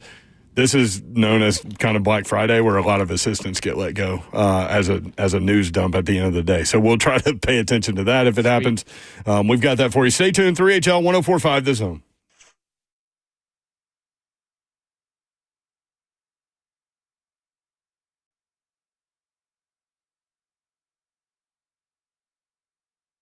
If it's football time, it's scoreboard time. Where are you catching the playoffs? Scoreboard Opry is where you need to be. Scoreboard Opry near Opry Middle Mall in Donaldson is open late and always warm. You know, we're under a winter weather advisory, but don't worry. Scoreboard does not have snow days. If it snows, meet your friends safely at Scoreboard on four-wheelers, side-by-sides, or whatever you've got, and enjoy their hot coffee toddies and hot whiskey drinks. They'll have all the college playoff games on, and we'll have food and drink features for each day. And start your Sunday fun day at Scoreboard with their Bloody Mary bar, and they'll have the largest Green Bay Philadelphia viewing game in town. Then continue your Sunday fun day with a delicious bushwhacker and catch the Spasmatics live from 4 until 7. Scoreboard Bar and Grill, that's where you need to be. Scoreboard Bar and Grill.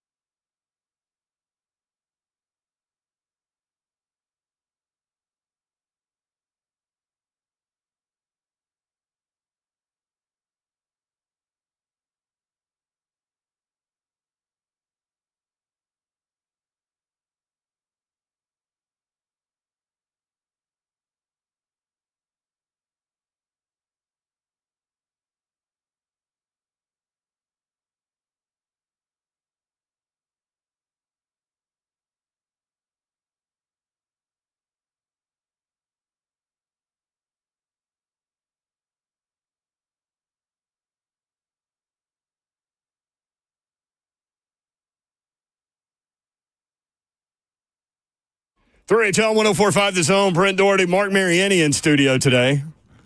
Moonshine. Let's go. Zeph Dog producing 3HL. What's up? He's on his stuff today. He's got Slay Dog dialed in from Charlotte, North Carolina. He's out of the building. Slay Dog, we were debating what you were eating, me and Zeph. I thought French fries. Cheese puffs. He thought white Cheetos. I think it was cheese puffs. Yeah. Absolutely right, Moonshine.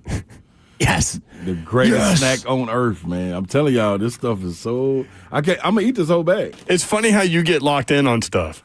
It was just Pringles a little while ago, wasn't it? It was. And barbecue Pringles. Like, we couldn't find them. Where were we? Where you couldn't find them, and you were looking all over the place. Yeah, what were we? Was that Army Navy? It was Army Navy. It was we Army were in Navy. D.C. Couldn't find barbecue Pringles anywhere. Must be a good South thing. We like barbecue down here. Yes, that's true. We welcome in, as we do every Friday at 4:20, Greg Cosell, NFL Matchup, NFL Films. Greg, what's up? How are you? I really just have one question for Slay, and I hate to bring this up. Cosell, what's up? 43 points? Yeah. That was a tough one, Cosell. But this, this, Cosell. Man, when you watch Florida, they got 4 bigs that are 6'10" and up, and all of them are physical, athletic, and rangy, and play with a motor. Tennessee has 2 guys that are starting that have never been on the road in the SEC, and a guy that got hurt for the season that kind of hurt them. All right, I just want to hear your explanation. Sound like an excuse. No. This is the part that can't be excused. 1 for 19 on uncontested shots. You just can't. That ain't gonna happen. No. But I will say, in Florida, Cosell, there was one game in my college career that I did not score in. I went like 0 for 6.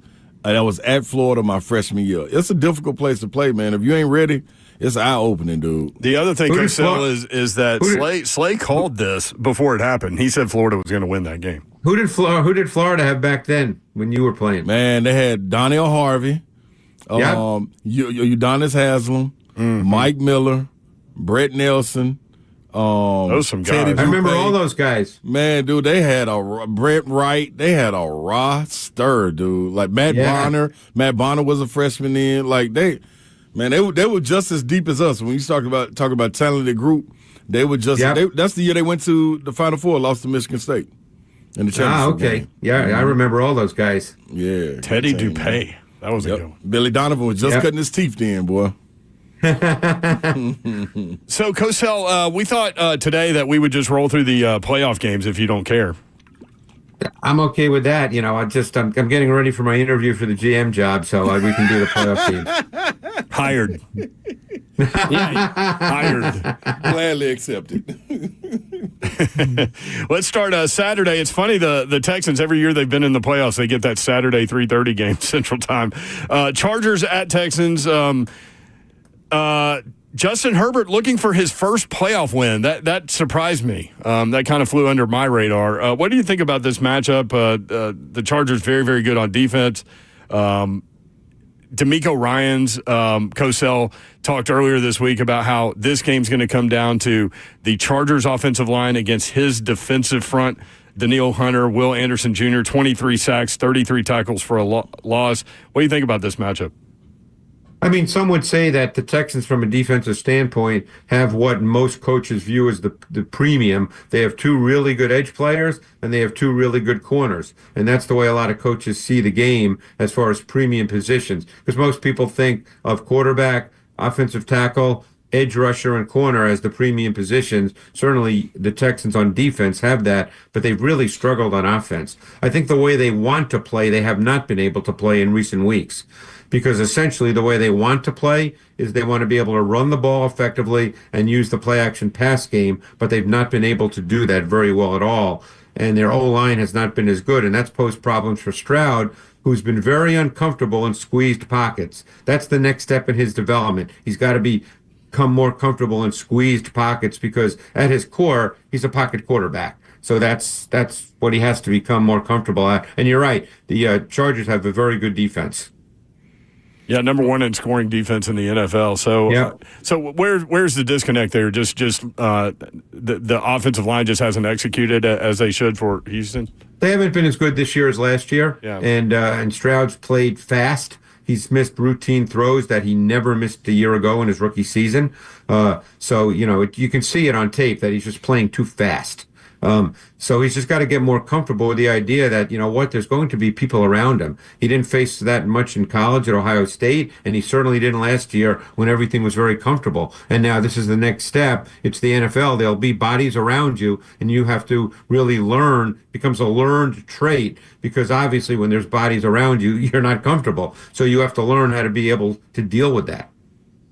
Greg Cosell with us on 3HL. Slay? Cosell, when you look at this matchup with the Ravens and the Steelers, before you get into the breakdown of the game, who do you feel personally, just watching as the season unfolded, has more pressure walking into this situation? Mike Tomlin to get the victory, or Lamar Jackson with everything put on his shoulders to get the victory? Yeah, those are questions I don't, as you know, so I don't spend a lot of time with that. I mean, I think the general consensus that I read is that it's Lamar, simply because he's been so phenomenal, and he just hasn't had great success in the playoffs. Statistically, this was his absolute best year ever. Although it was fascinating, I saw something that Todd Monken, their OC, said, which I thought was really fascinating. He basically said that the key to our offense and the foundation is Derrick Henry, which I think for a lot of people sounds blasphemous, but that came from the offensive coordinator. So I'm just repeating it, So, because obviously they've run the ball really well even before Henry. It's not as if all of a sudden they're running the ball well, but obviously that's the way he feels. So he certainly knows more about his team than I do. But I think the consensus would be Lamar, because there were 2 years he was hurt, that he missed the end of the season, and he's not performed well in the playoffs. There are some quarterbacks that have lost playoff games, but they've performed well as individuals. He's not performed particularly well, but he's played at a really, really high level this year. Now, if we're going with Baltimore now, talking about the offense, how much of an impact does Zay Flowers give the dynamic possibilities for this offense? Yeah, well, he's out, so obviously, we'll see if that changes their use of personnel. I mean, they're at the lowest percentage 11 personnel offense in the league. They play less than, I think, 40%, whatever the number is. It's low relative to the NFL, with playing with 3 wide receivers. For all you know, they could spend the game playing with 3 tight ends and still feel like they're fine. So we'll see. I mean, Flowers is their most dynamic weapon on the perimeter. He's clearly a loss, but I think they can overcome that. Lamar just brings such an added dimension with what he can do in explosive plays at any time in the game that it's possible to overcome that. Real quick, before I give it to Mariani, hold on, Mark. Real quick, Russell Wilson, what have you seen out of him? They've struggled a lot on offense in recent weeks. It's been a tough go, So we'll see. They haven't been able to run the ball either, and they need to be able to run the ball, because Wilson is not a true progression quarterback. He's a play action guy. He's a deep ball thrower. He's not as mobile as he used to be. So, they need the run game to be a factor. Gotcha. It's funny how fast everybody flips. You're starting to see Justin Fields highlights now again, talking about him down the stretch. It's like Russell sputters, and now Cosell, let's go to who filled Russell's shoes, and that's Bo Nix out in Denver. Yeah. What kind of job has Sean Payton done with Bo Nix this year, and what do you see from that game with him going to Buffalo, where they're undefeated this year, and kind of what do you see from that game? Yeah, this game is an odd one for me. I mean, I wouldn't be surprised if Buffalo won 35-10, but I also wouldn't be surprised if it was close. The thing that really has struck me about Bo Nix, and I did him in detail coming out of college, and I even got a chance to spend time with him, is he's thrown the ball between the numbers better than I ever thought he could.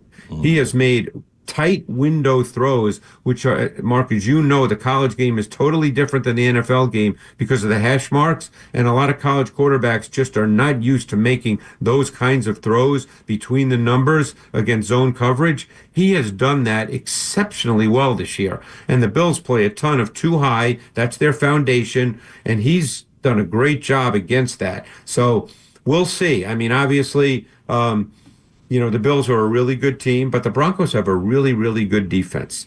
And the one thing about the Broncos D is they can let Surtain play one side and then have a lot of options in coverage because they don't need anybody to help Surtain.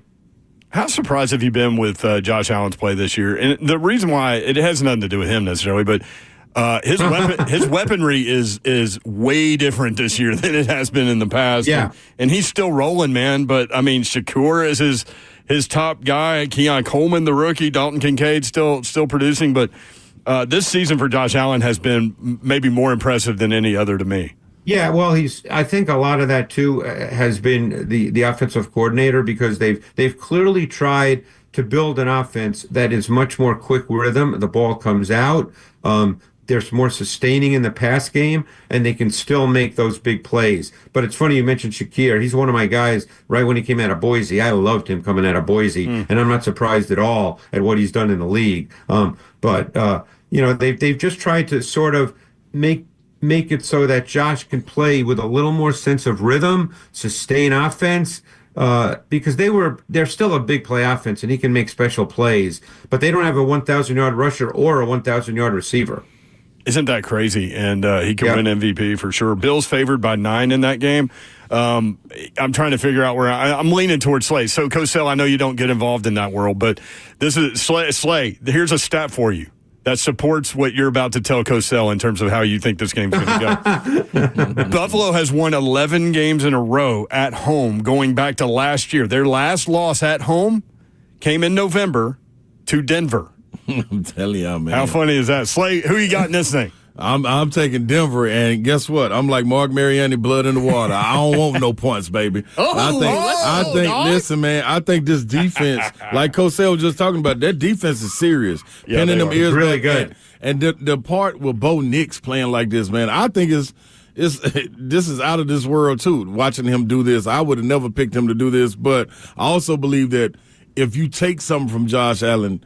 Man, does he put too much? Yes, he can do it. He can carry the load. But does he put too much on his shoulder and start trying to do a little too much? And all it takes is 1 or 2 slip-ups, and it's on.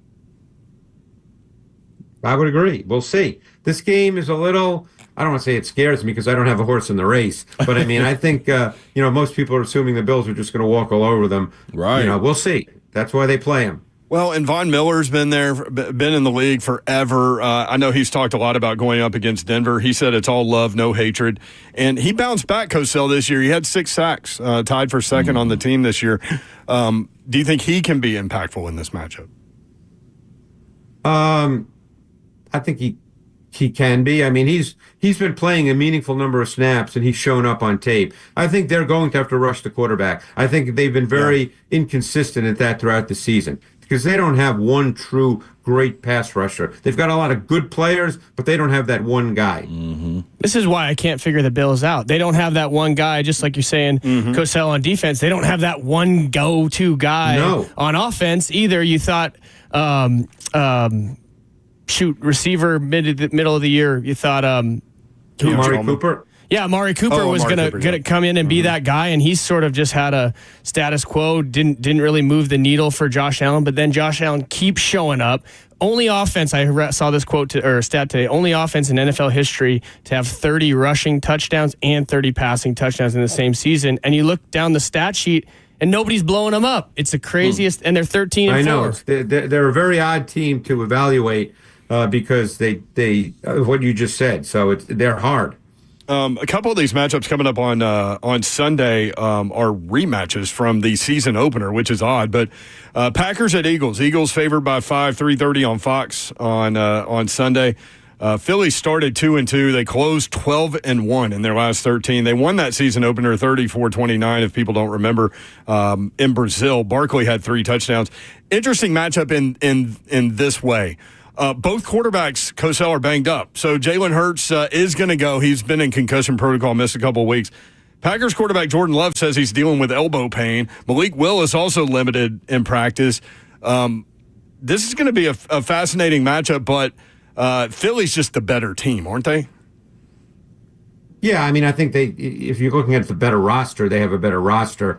There's a lot of elements to this game. This is to me a get in the weeds game, which we're not going to do right now. But I'm really curious to see how certain things play out, how teams will, use their personnel. What will the Packers do on offense? Will they play a lot with 2 tight ends? Does that mean Cooper DeJean comes off the field for the Eagles? He's their nickel slot corner. He's been phenomenal. He started playing week 5, and the Eagles have the best defense in the league in terms of yardage. They play as much nickel as anybody in the league. So there's a lot of elements to this game that are really kind of tactical elements. But the Eagles are a better overall team. I love it when you get in the weeds with all this stuff. I mean, I could do that with every game, but we don't have that kind of time. So that's a fascinating roster that they can attack based on what the opposing defense is going to present them, right? Like in different ways. Well, this is the way coaches think about it. Mark knows. This is the way coaches think about it. They think personnel. They think tactics.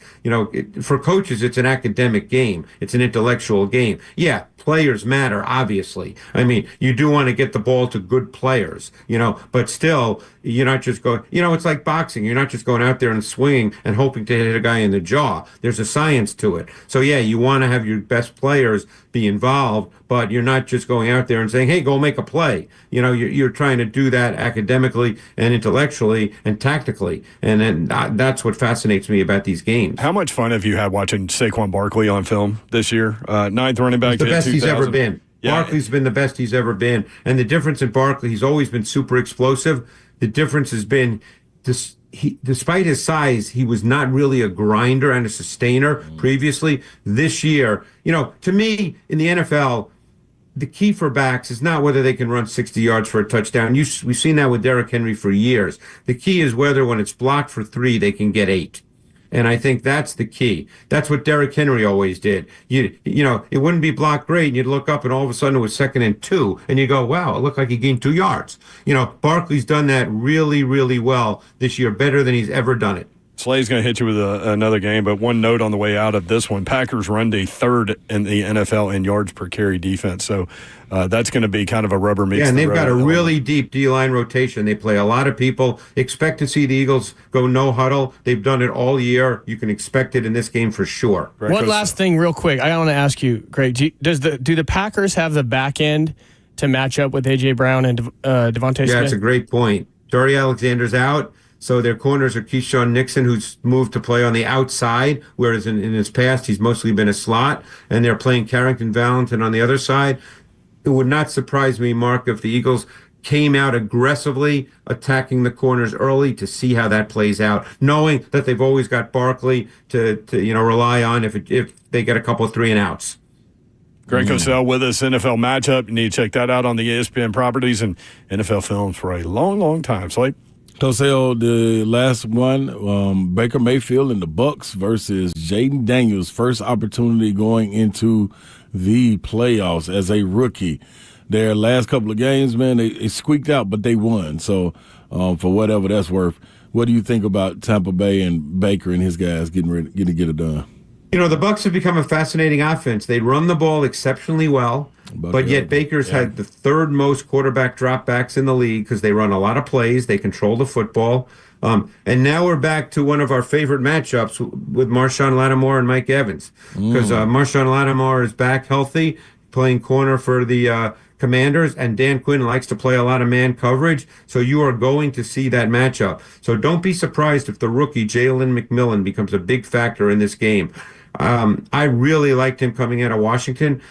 His second to last year, when I studied both he and Odunze, they were both coming back for their last year. I really liked McMillan. In some ways, I liked him more than Odunze, but then McMillan got hurt his last year and became a 3rd-round pick. So don't be surprised if he, and I don't know if Kate Otten's going to go, but it would not surprise me if those 2 guys are big factors in their pass game.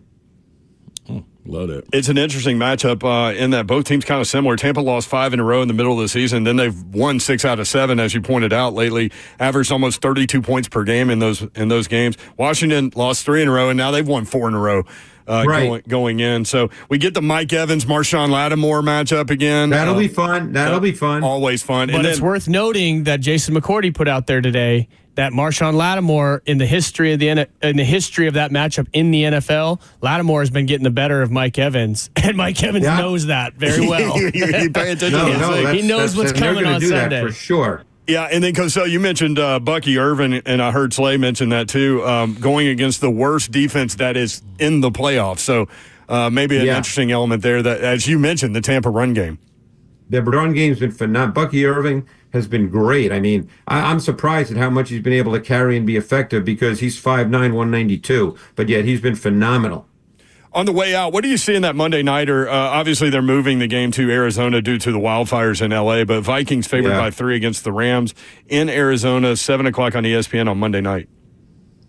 I tell you, if I was a Vikings fan, what would concern me would be my O-line. Against that Rams young, aggressive D-line, particularly in their sub-fronts, when they've got Young and Burst on the outside, Fisk and Turner inside. That Viking O-line is not a real good pass protection O-line, particularly one-on-one. You'll see a lot of 5-man fronts, so it forces one-on-one pass protection, and you'll make them have to pass protect that way. And that, to me, is a big part of this game. There he is. He's Greg Cosell. NFL matchup coming up this weekend. It's must-view TV.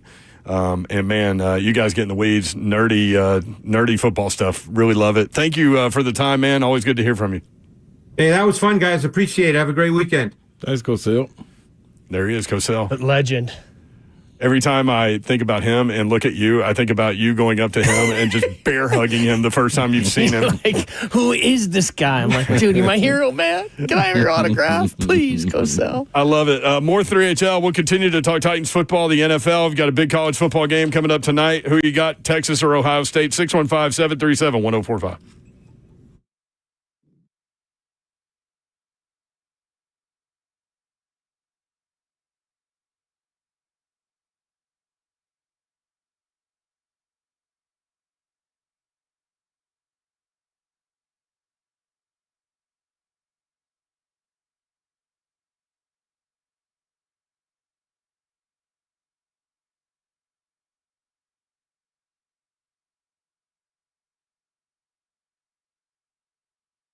Gupton Dodge Chrysler Jeep Ram, that's where you need to go to get that next new vehicle. Gupton Dodge Chrysler Jeep Ram, that's where you need to go. And go ahead and get on in there tomorrow, man. If you need four-wheel drive for snowpocalypse, these guys can help you out. That is for sure. Go see Daniel Gupton and his crew. They are ready to help you out. They've got a tremendous selection of Jeeps, Ram trucks, Chargers, anything you're looking for, they'll be able to help you out. Just let them know what you're looking for. They'll point you in the right direction.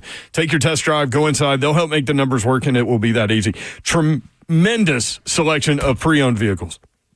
If you want to go down that path, make sure you go online, check out the inventory. GuptonMotors.com is the website. All the dealership information is there. Address, phone number, inventory, deals they have going on in January right there at GuptonMotors.com. 3450 Tom Austin Highway in Springfield, Tennessee. Just 30 minutes from downtown Nashville. That's Gupton Dodge Chrysler Jeep Ram.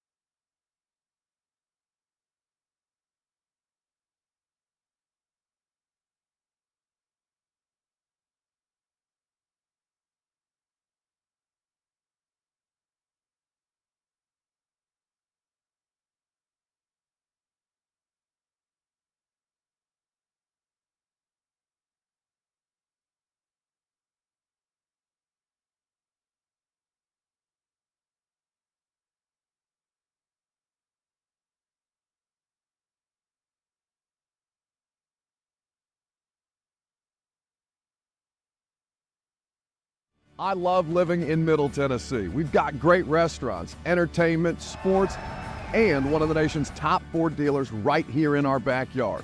Two Rivers Ford. Remember that name. Two Rivers has been a staple in our community since 1983. They're locally owned. They have a non-commissioned sales team, and they sell below MSRP. They've been doing business with integrity for decades. Two Rivers Ford, the South's most trusted Ford dealer.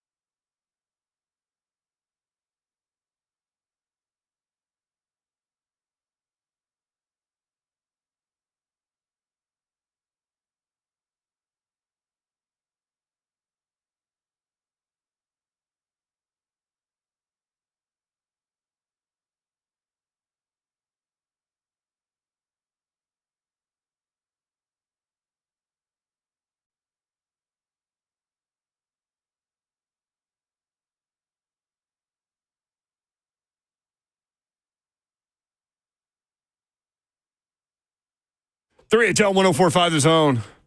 Man, you're going Michael Jackson a lot today. Slay Dog. And some CCR. Yeah, that's right. Every time I hear Billie Jean now, I think about Bob dancing at the VIP party. Bob will love you thinking about him every time you hear Billie Jean. I can't believe you guys didn't break out into the karaoke at the holiday party. No, don't worry. That's been on the request list for next year. Slay wants the next holiday party to be a karaoke party. Yeah, but you got to wait to pull it out 2 hours into the party. Because then everybody already ready. You need people to be toasty. Everybody's buzzed up. Yeah, everybody fried. Oh, here it is. Once the tickets for the free alcohol are gone, then you can do it. Yeah. It's going to be on in, boy. Well, during the break, Marianne was like, "Boy, Slay loves the Broncos. Where's this coming from?" Dog, I'm telling you that defense. I also think, man, dog, when you look at it, man, this is how it happens. They think that Josh Allen with all these weapons first of all, it's going to be a first round upset somewhere, wherever it is. Like I took the Steelers also that's a good point. plus the points, but in this one right here, I think, man. Denver coming in with nothing to lose. I think they can get overlooked a little bit. It's a lot on Josh Allen's shoulders. We're going to see. We're going to see what happens. I'm not telling you that I disagree. I do agree a lot of it. And I think, Denver led the league in sacks with a bunch of no-name guys that we don't know. I mean, we do know that. I mean, there's a few guys that are. They had 63 sacks this year. Yeah, but then you look on the flip side. Josh Allen was sacked the least amount of times in the NFL. Times. So it's like these are strength versus strength there. But I don't disagree. I'm just trying to wrap my brain around it. Moonshine, but guess what? You hit on it. You already said, okay, Josh Allen doesn't have that weapon over there. So that you already got one side that you better not be looking at. You play with Pat Surtain, you want to. So you only got one side of the field. You got one side of the field you're going to be looking at. That's all right. I agree. I don't disagree. It's Tupac's brother, right? It's his cousin. Kalisha. His cousin. I mean, that's dude, we've been talking about this all year. Who is going to be the go-to guy for Josh Allen down the stretch? Who's going to win man-to-man? And Dalton Kincaid and Dalton Knox are both those dudes. A lot of times he masks it by taking off, you know? And you always have to kind of put a guy on him so that takes a guy out of coverage, and so to speak. And James Cook, I think he led the league. Or no, he tied for the league lead in touchdowns. Rushing touchdowns. So it's not like he had a big year and he catches the ball in the backfield, but I just always look around, and if you can go to the other side, Bo Nix has Cortland Sutton, who, crunch time, I need a one-on-one win. Who do I got? Cortland Sutton's been balling down the stretch. Bo Nix with 29 touchdown passes, 2 shy of the rookie record. Imagine that to start the year. No one thought that was happening. After that dumpster fire. Sean Payton said in the offseason, Greg Cosell put it out there in the middle of the offseason. He was like, Bo Nix is the perfect quarterback for Sean Payton. Greg Cosell said that before the draft in the summer. Can you? And that in the spring. That's a feather in Sean Payton's hat too, because he was like, To identify can't that. work. Well, also I can't work with Russ. I don't want Russ here. Yeah. I get him out of here. My stuff works. Okay, my stuff works. Give me a quarterback. I like this guy. I saw your guys' coverage you guys did about how Sean Payton went to his pro day and said, man, got in the car and was like, he didn't miss a throw. He had 80 balls and didn't miss a throw the entire time. And I want this guy, yada, yada, yada. But I just, man, I don't disagree, Slay. I'm starting to warm up to it. My only fear is a rookie quarterback going into Buffalo. Nasty place to play. There's could be some weather going on, but I like it, dude. Pat Surtain is he's probably one of the best. I mean, he is the best in the league. And he need top 2, 3. Yes. Sauce Gardner. Did Peyton Manning miss any throws when he had a free agent pro day? No, man. I can't believe I didn't show well enough to get him here, man. Golly. Did you drop anything in a rainstorm in the mud? It was so bad, dude. It was so awful. That's an incredible story. It is an incredible story. You need to write that for The Athletic. You know how they do those long form pieces? That was an incredible thing. It was. It was a good time. And hey, maybe Peyton's listening, and maybe Peyton wants to come be a part of the Titans organization. Who knows? Who knows what's going on? As a GM? I want a lot of things. You guys know some of the things on my wish list, baby. For those that don't know, we won't get into the long form story, but Mark Mariani was asked to catch balls from Peyton Manning when he was working out for the Titans. When he was a free agent. And it was a under the radar thing where you had to move around and come home from vacation and go to Knoxville and supposed to plan for a throwing session at like 9 a.m. At Titans practice facility, and all of a sudden I'm in the air. Hey, the second you land, we're driving to Knoxville. I'm like, what? No, dude, I don't even want to be here. It was on St. Patrick's Day. It was on St. Patrick's Day. So middle of March, middle of my off season. Who knows what I was doing? And then I had to run. I probably ran 60 straight routes without one single stop. Well, one stop. Palmer stopped and was like, "Hey, you want some Gatorade?" I'm like, "Absolutely need a Chris Palmer." Chris Palmer, yeah. And what a story I hate that to is. say, Titans fans, I don't know if it was the little because of you. Yeah, I'm sorry. I tried my best, man. I think it had more to do with the name you just mentioned. Actually, the other problem was we pull up to the stadium. We pull up to this high school field, beautiful turf. I mean, I'm like, yeah, okay, I can handle that. And we literally parked the cars behind the grandstands and ran on this field that was like a middle of nowhere. It was like a field of like patched work, weeds, and nothing because it was so secretive. He didn't want anyone to see him throw, and there were helicopters in the air. And we were like hiding. And so I'm like, I'm rolling ankles out here. I'm like, but it's still Peyton, my boy, who I'd played with him once prior. But anyway, it was a heck of a day. He didn't, for some reason, I still can't put my finger on it, he didn't choose the Titans. I don't know what it was. I don't know if it was John Elway and Demarius Thomas. And I think it had more to do with that name you mentioned a little while ago. Bro. Or maybe the field of dreams that you played on. Yeah. You build it, they will come, Slay. Chris Palmer had the hand, man. He wasn't about to deviate from his offense. Yeah, we gonna run my stuff, bro. Okay, I'm going to Denver. See ya. Sorry, Mark. I tried my best for you, Two-Tone Nation. I tried. I love it. When we come back, we've got the schedule, if you haven't seen it, with regard to the GM interviews in the Tennessee Titans. That's next. 5 o'clock hour coming up. Happy Friday, 3HL 104.5 The Zone.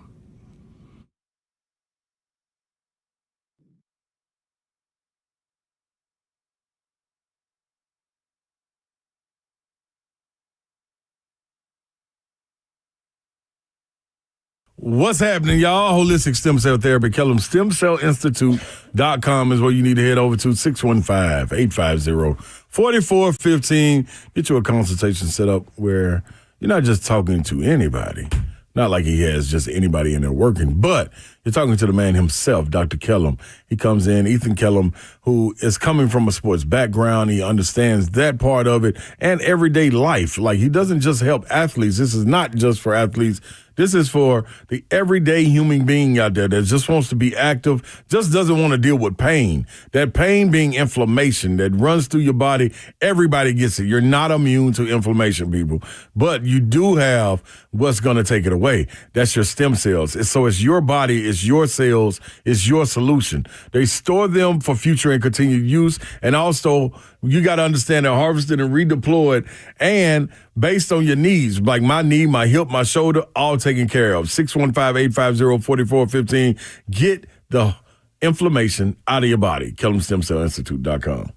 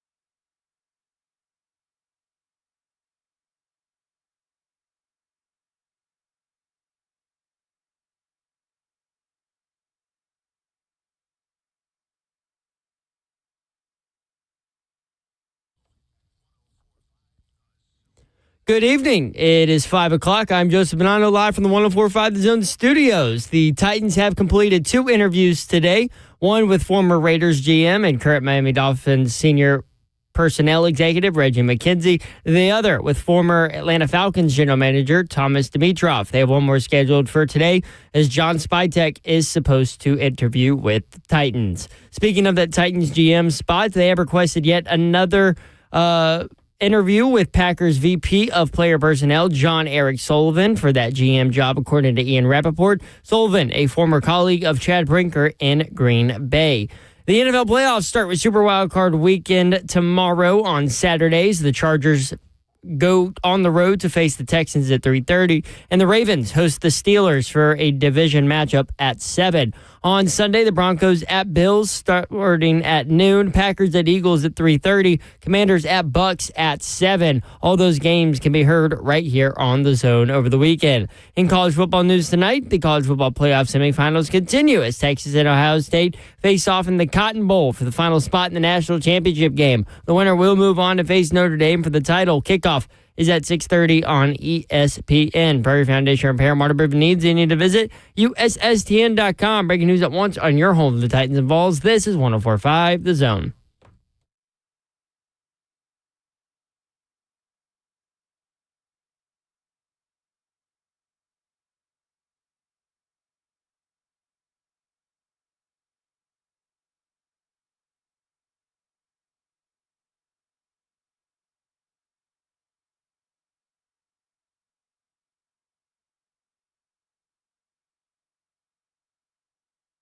HL 104.5 The Zone. Brent Doherty with you on a snowy evening in the Music City. Take it easy out there, y'all. Hope you're enjoying the snow, if you want to enjoy the snow. I asked the question, are you looking forward to this? And a lot of people, it was like 50-50. A lot of people were like, no, hell no. And I'm like, we don't. My thing is, like, having grown up here, we don't get it very much. So to me, like, watching it snow, and listen, Mark Mariani's sitting in studio. He's from Montana, so he's looking at me like I'm crazy. But, like, it doesn't happen very often here, so I love to watch it. I love to watch the snow fall. It's very peaceful for me. It's really great, and we opened the show talking about this, but I think now is where it gets treacherous. Yeah. Because this afternoon was great. Everybody was out in the sunshine. The snow was coming down and sledding and snowman. But now, when it drops below freezing and all that liquid is turned into ice and you can't see it, that's when I get things get a little dicey. So just be safe out there as you're racing home to watch the Ohio State-Texas game. Just be safe. It's 31 degrees right now. There is another band. It's going to dry up here in a little bit, and then there's another band behind it, and then maybe we're done. Tomorrow morning after, you go through the night where there isn't that much traffic on these roads, and they have the ability and the time to freeze. You're right. It's 31 degrees right now. So I shouldn't be watching this playoff game driving home tonight on the interstate? No, you should be listening to it. Listening. By the way, they just showed that field goal again, Notre Dame's game-winning field goal. I have no idea how that thing did not go right. It got a little kiss from Touchdown Jesus. Slay Dog is in Charlotte. Slay Dog, I'm in the building. That's right. I'm in a building. Hey, man. Talking about that game last night. Moonshine, how would you feel if you went through an entire game and none of the wide receivers got a catch? Man, that's crazy, bro. And I'll be honest, and I still will probably sit here and say this going into the draft. I like Drew Aller a lot, man. I like his skill set and his tangibles. I like what he was bringing, but man, he looked bad last night. He looked uncomfortable in the moment, and I don't blame him. I mean, that's a big moment, but man. I know, many questionable throws. I don't know if it's Penn State, if those sweet white helmets or whatever, they just look like freaks out there, man. And they were all over the place, and then slowly but surely, freaking Notre Dame just started body shots. It was a heck of a game. It was fun, and then that field goal. You're right, man. That thing was going right, and it peeled, and it just straightened right up.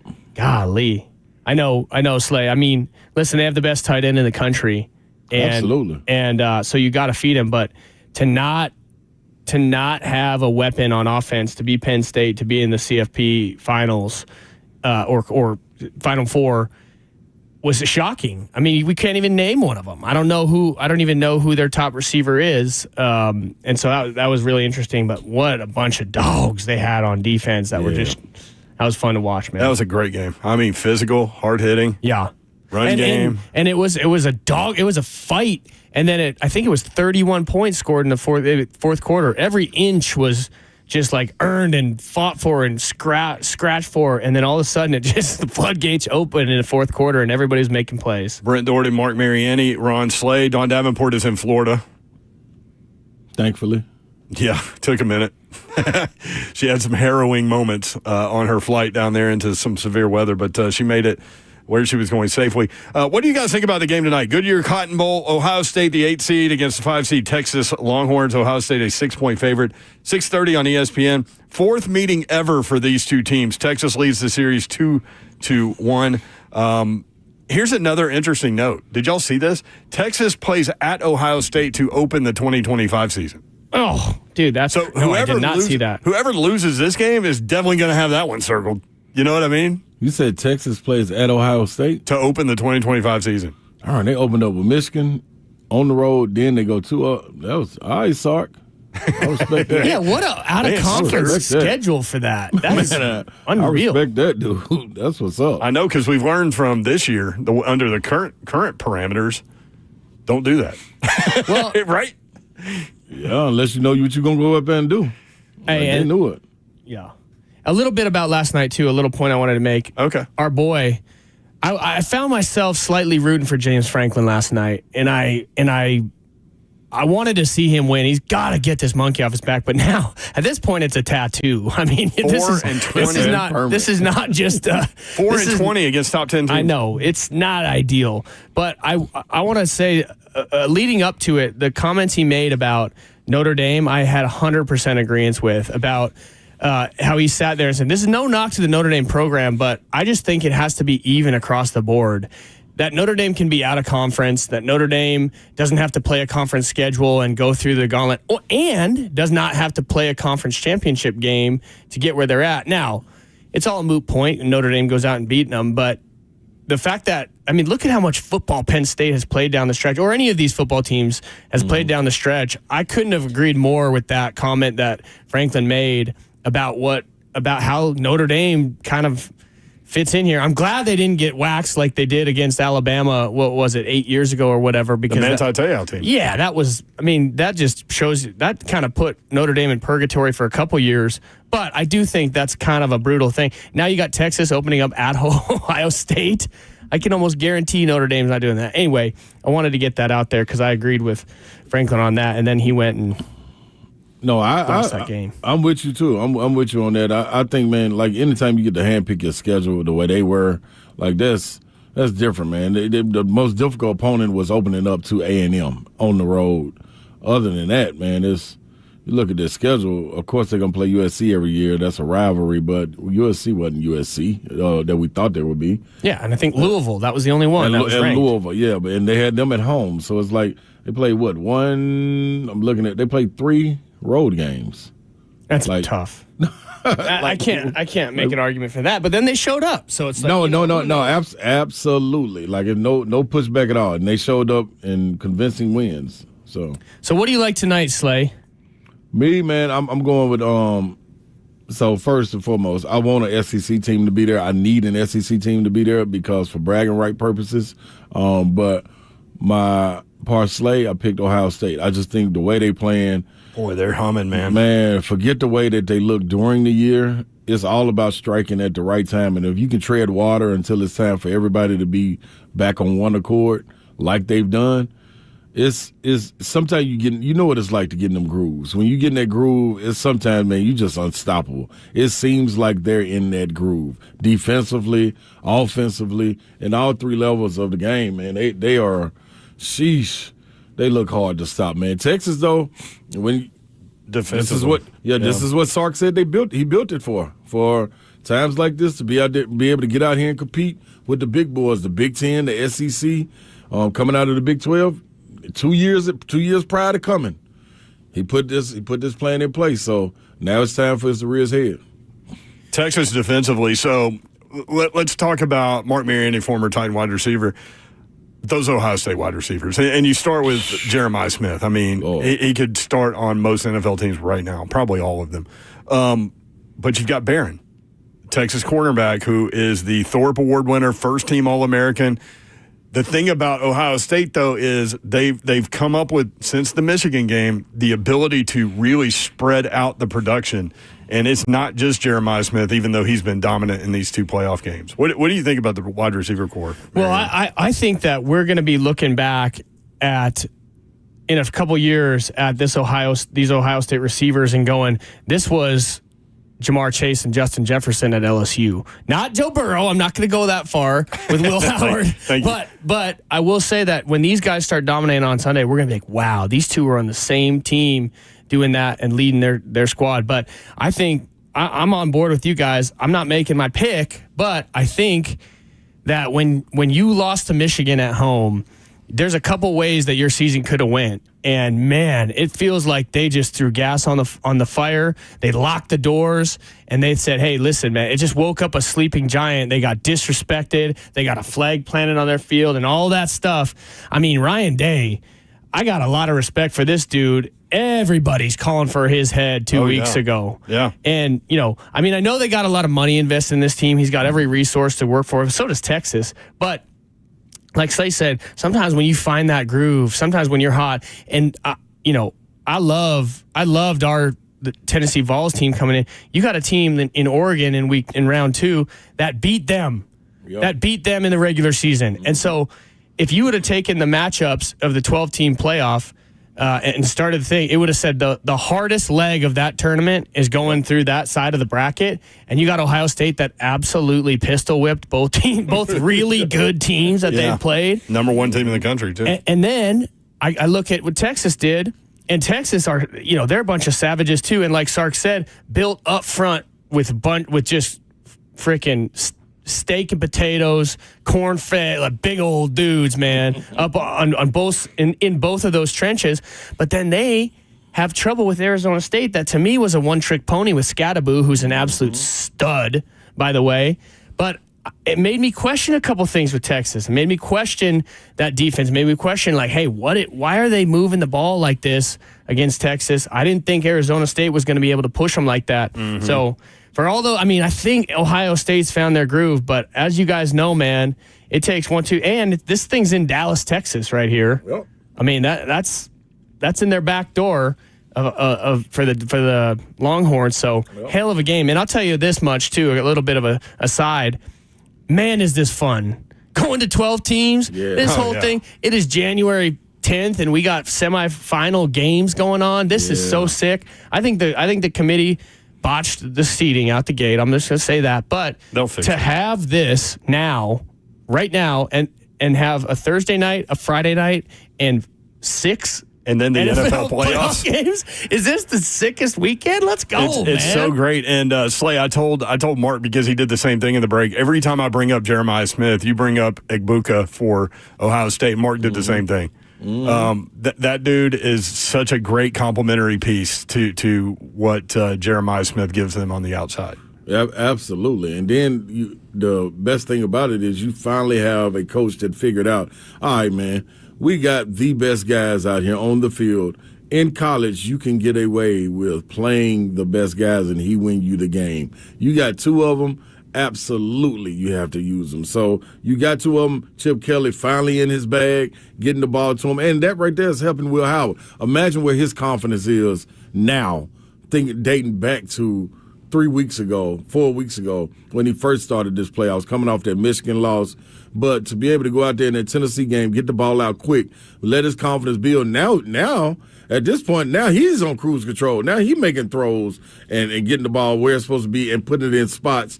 Now, granted, these dudes are running wide open, but it's something to be said, man, to being able to build his confidence up. And then them also probably like, man, I told you to keep coming to me. So, man, that's a potent offense they got, man.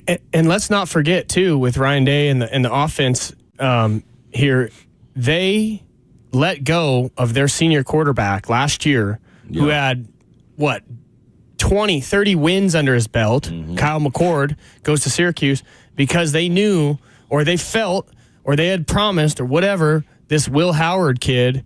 Whatever they promised him, because they thought he could bring them to where he's.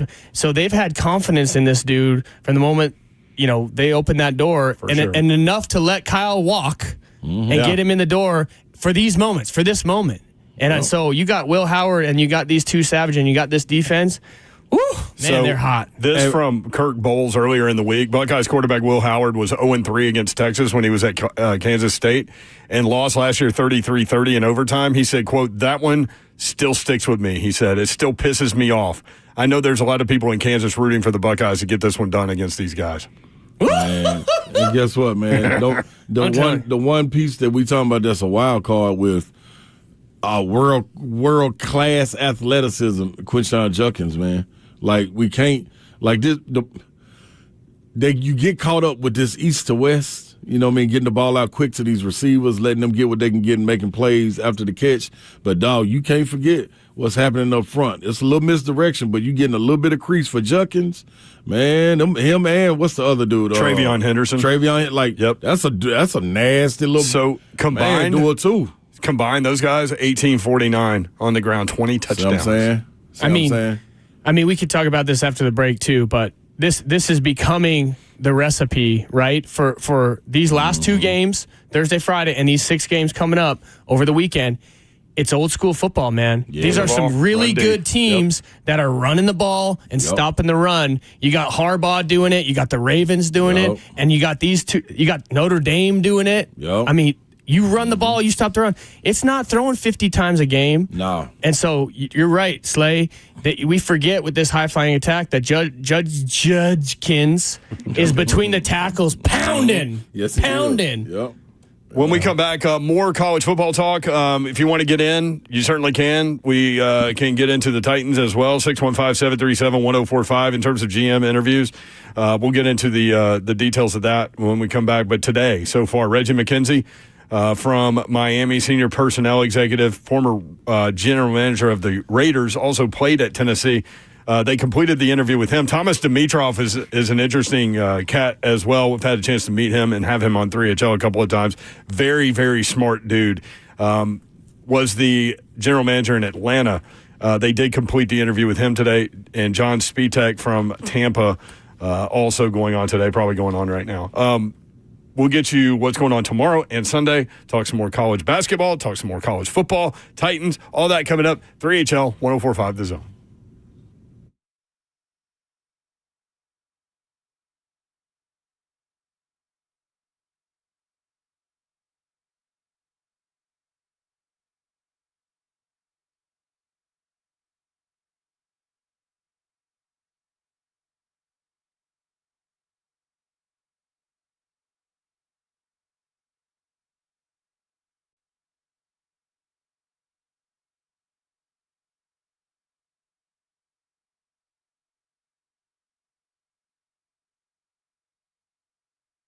All right, Zen Sports right here in Tennessee just picked another grand prize winner for the December big game sweepstakes, and somebody gets to go to that big game, and now they're rolling out the VIP Players Club sweepstakes for the month of January, and the prizes whole new level. This month, one grand prize winner wins a $10,000 bonus bet on the NFL big game in February and $10,000 cash or an alternative prize of $15,000 cash.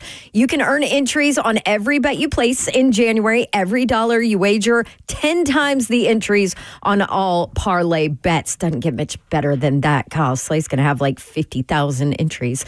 If you don't win the grand prize, don't worry. You also have a shot to win one of 5 small prizes. $1,000 bonus bet on the NFL big game or $250 cash.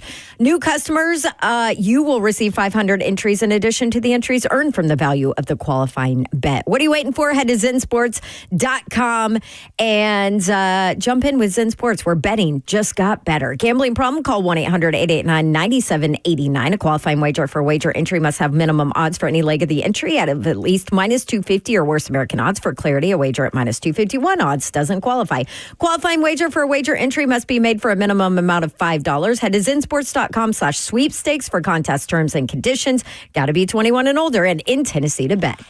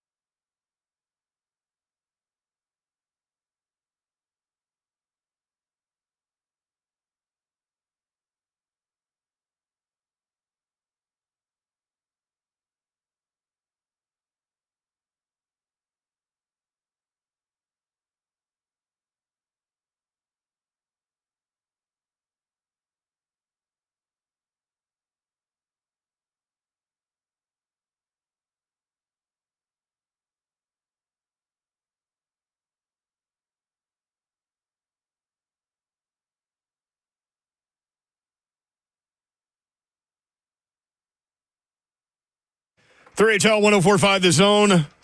Brent Dorn and Mark Mariani. Ron Slade tapping in from Charlotte. He'll be on the SEC Network tomorrow.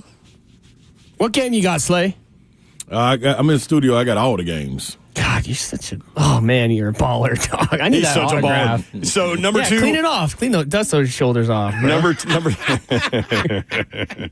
two, Auburn at South Carolina. These are the SEC games coming up tomorrow. Vanderbilt at Missouri, 2:30 SEC Network. Number 8, Florida at Arkansas. Coach Cal trying to get off the 3 o'clock ESPN. Number 1, Tennessee trying to bounce back at Texas. Rick Barnes back to Austin, which is always a storyline. 5 o'clock ESPN. Number 17, Oklahoma at Georgia. Georgia with the big win against Kentucky this week. 5 o'clock ESPN2. LSU at number 23, Ole Miss. 5 o'clock on SEC Network. Number 5, Alabama at number 10, Texas A&M. 7 o'clock on ESPN. And then the nightcap, number 6, Kentucky, trying to bounce back from that loss of Georgia. At 14, Mississippi State. So back-to-back road games. And we talked about this earlier, Slay Dog, just to kind of re-hit this a little bit. Looks like this grind of an SEC basketball schedule with the talent that's involved, top to bottom, going to be hard to win road games. I mean, anywhere you play. It is, man. And the only team that I would say, probably has an advantage going into these road games is probably Auburn and Alabama. When you look at it, the way they're so loaded and the depth that they have, the minutes that their starters don't have to play and log so many minutes. Those two are the teams that, if they walk in, and I think it's still going to be difficult when they go play, but those are the teams that, when they go on the road, you can be like, okay, they should win this game, and they end up doing it. But other than that, Florida's another one. But outside of them, Tennessee has to go. That depth, it is something else, man. Like, I think they're going to be fine, but this is a grueling season for 7 to 8 guys. You always want to, and coaches do this all the time. They narrow their benches down and the rotation down to like 7 or 8, and you're fine. But the only thing that scares me, they don't have any margin for error. You know what I'm saying? So if somebody gets hurt, or, somebody getting foul trouble, you go from 8 to 7 that you got to depend on. That is tough, man. So Estrella being out and Cam Call walking away puts a lot more responsibility in that margin of error decreases greatly. Sunday, women's basketball, number 16, Tennessee plays at Arkansas at noon. They're trying to bounce back. A couple of losses in their last 2 games. Both the top 10 teams by a total of 3 points. Zeph, you've got a couple of bites from Lady Vol's coach, Kim Caldwell. I wrote down Kim Mulkey. Why do I keep wanting to call her Kim Mulkey? Well, they did play Kim Mulkey in LSU and lost by 2, a very close game. And yesterday, or after that loss, Kim Caldwell was asked after the game about losing, how she felt losing 2 very close games to top 10 teams by a total of 3 points. And this is what she had to say. When you think about it, it's a really hard pill to swallow. We're 3 points away from being a top 5 team in the country. And I don't think that that's a positive. I think that that's a negative. We don't want moral victories. We don't want people telling us, oh, you fought so hard, you're so close, you're so close. It's our job to get it done. It's our job to put 4 quarters together. It's our job to go get the offensive rebounds. And so as a coach, those 3 points are on me. We have to find ways to fix them, to get them back, to play the correct people, and fix our practices, watch the film, and make sure we get those things fixed, because I think this team has something to be has an opportunity to be really special. It's unfortunate for the seniors that we're letting it slip by. Yeah, and speaking of those seniors, she was asked about kind of the notion of the fact that she doesn't have her players yet, this being her first year in Tennessee, and really hasn't had a recruiting cycle to get players that, quote unquote, fit her system. And this is what her response was for that, which I thought was really cool. I think for me personally, I don't really I get a little bit offended with, you have time to rebuild, you have time to rebuild. These seniors aren't your players. That offends me. They are my players. They chose to stay, and I chose to coach them. And so I don't want to wait. I don't want people to say, when you get your players in here, these are my players. I want to win for them. I want to win right now. And so these games that we can't get back, and they can't get back, yes, maybe they are establishing something for the future, but I want them to be able to have the experience too. I want them to get what they deserve. And I think they deserve to win these last 2 games. Well, they didn't deserve to win these last 2 games, but I want that for them. Let's go, baby. I mean, how strong is that? And that's who she is, man. And Slay Dog, this is how she's got 5 of the top 50 coming in next year. Yeah, and that's why, because we wonder why that happens. But imagine that attitude, that mentality, coming to sit down on your couch to talk to your parents and talk to you, and then they pop the film in. You couple that mentality with those goals that you have in mind, and be able to match it up with the way they play. Hell yeah, you want to play for that. So yeah, no doubt, man. Kim Caldwell doing a great job. Turning it around, I think, as far as the exciting part, and then, with her part of competing, that's what you want. You want her to be able to get out there and compete with the big dogs. You're in the top 10 matchups where you lose by 1, and you have an opportunity to get a stop. And on both of those games, you had an opportunity to score with having the ball last. So you can't ask for more, man. She on her way. Trajectory is shooting straight up in there.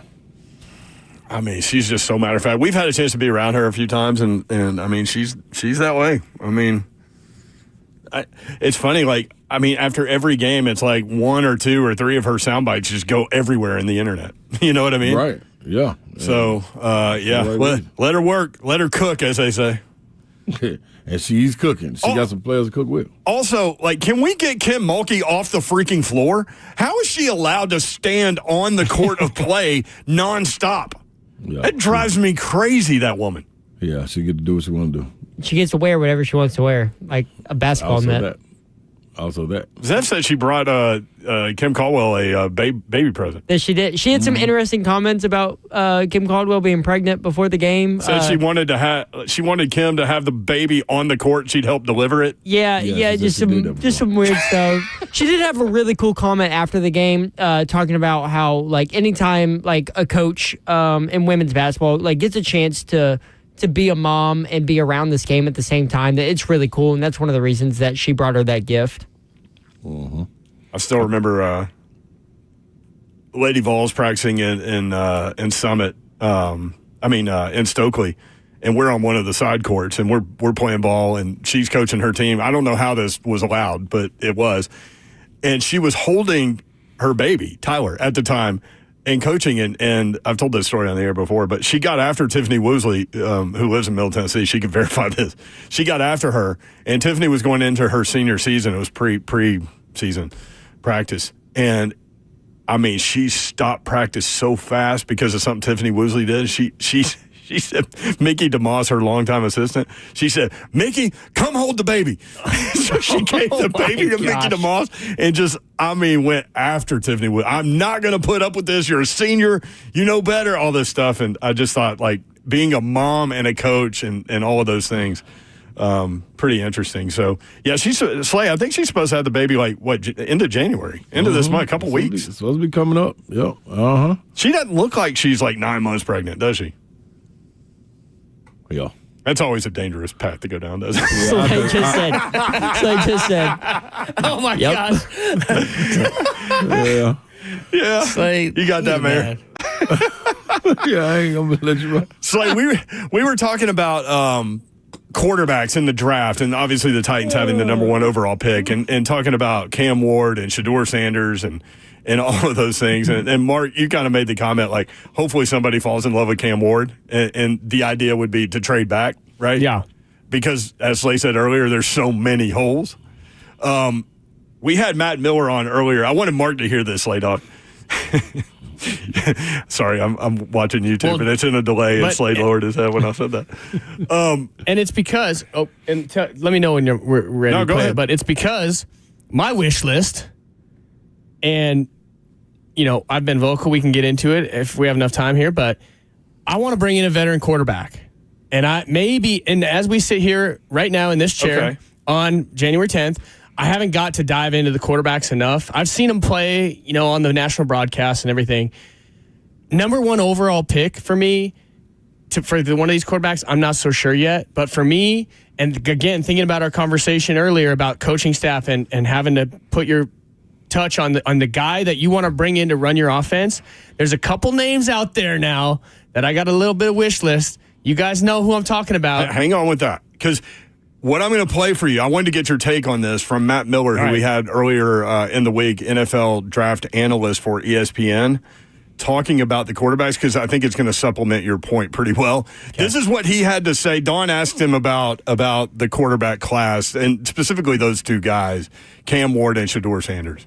All right, what do the Titans do moving forward? They've realized that Levis is not the guy, and now they have the first pick in the draft. And here you are telling us that it's not a great year to go get a quarterback. Do you have first-round grades on any of these quarterbacks? Listen to this. No, I don't. Not a true first-round grade. There's a difference there. Like, are they my top 32 players? Yes, they are. But, if we were to say, so for me to say a player is a first-rounder, it means they would be a first-round pick in like any of the last 3 or 4 drafts. I would not say that about Cam Ward. I would not say that about Shedeur Sanders, whoever else you want to put in there, Quinn Ewers, Carson Beck, Jalen Milroe, however long you want to go on that list. I wouldn't say that any of them are a true first-round player. I wouldn't say they're a blue-chip prospect. We had 6 quarterbacks drafted in the top 12 last year. I'd take every one of those guys over this year's quarterback class, just from what they had in terms of experience, talent, upside, all those things. And I like things about Cam Ward. I like things about Shedeur Sanders, but I got a lot of question marks about him too. And we've got time. We've got 4 months. Hopefully we see Shedeur says he's going to the Shrine game. I'll be there. Would love to. I've seen him play in person once. Would love to see, spend more time with him. Cam Ward, I hope he goes to the Senior Bowl. It'd be a great opportunity for him. I could, my opinion could be changed, but having watched them quarterback for 2 to 3 years, my initial, hey, season's over, what do you think of these guys? I don't think either of them is a guy you sell the franchise for. All right. Tough year to have the number 1 overall pick and need a franchise quarterback. It sucks. I mean, that's not saying just because of the evaluation. That's not saying that one of these guys isn't going to come in and be that dude. And I personally sitting here, my opinion is, again, without deep evaluation, is I think Cam Ward's more that dude than Shedeur Sanders. I like Cam Ward's demeanor, his mentality, his competitiveness. Got a higher ceiling, I think. And he's also he's a calm customer. I got to watch him play against Florida State this year. Pretty fun up close. And he's got some of those traits. For me, though, back to Brian Callahan. Brian Callahan was in Denver with Peyton Manning on his last leg and happened to win a Super Bowl on his way out the door. He knows that a vet quarterback can come in and run a system and win a Super Bowl. But before you offer your 2, I want one. I want to give you time to expound. So let's do that in the next segment. Okay. But I asked Matt Miller, what about bridge quarterback idea? And the one guy, Slay's going to laugh. The one guy, let's just go ahead and play it. Go ahead, Seth. Yeah, I mean, I think that's a really interesting way to go about it. I mean, you could look at, do you want like a reclamation project like Trey Lance? I don't think he really fits Callahan's offense at all. Daniel Jones is definitely an option. I don't think Justin Fields is a scheme fit either. I wanted it to be Carson Wentz, but he looked awful against Denver, which I don't know how much of like a game plan Kansas City really was putting together for that game. But it didn't look like much of one, did it? Yeah, I don't know that they're really scheming a whole lot. Again, I'm not trying to just rain on everyone's parade in Nashville today. It's not a great year for free agency. So it's like, hey, you have $61 million in cap space. Like, cool. There's like 4 good free agents this year. So this is why all those quarterbacks went early last year. It's why teams spent their money last year. They knew what was coming. They knew, like, hey, this is the year to spend. Next year might not be. So, Sam Darnold's not going to be out there, it seems like. So Daniel Jones, Mac Jones, he's done okay for Jacksonville down the stretch, but there's not any names where you're like, yeah, that dude could hold it down for us for a year. Mason Rudolph might. He knows the offense at least. If you're going to go bridge and kind of try to suck for 2026. Did you hear that Dawn? might be the way to go. Did you hear Dawn's reaction? Oh, my gosh, guys. He did say, out of all that, if you listen, he said Daniel Jones is an option, Slay. Oh, I'm fine. That's my bridge anyway. Me too. I'm with you on that. What's your guy? Tell us when we come back. Okay, Mark I got Mariani. Yeah. Next, 3HL.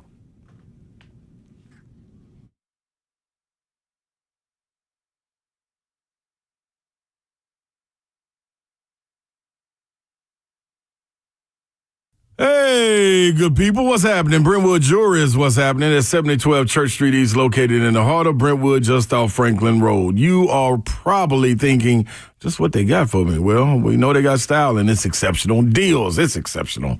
Every single day for over 50 years has been happening. They proudly serve the Brentwood community, and exceptional style and exceptional deals are every day. That's what they strive to hit, and they're going to do it. Engagement rings, watches, whatever it may be, you can slide right on in there and get you some repairs done. Whether it's an heirloom that you want to get passed down, a necklace repaired, earrings duplicated, a watch maintenance, they have it all for you. They got some great people in there handling the business for you, and I promise you, Brandon will not let you down. Done the same thing for me.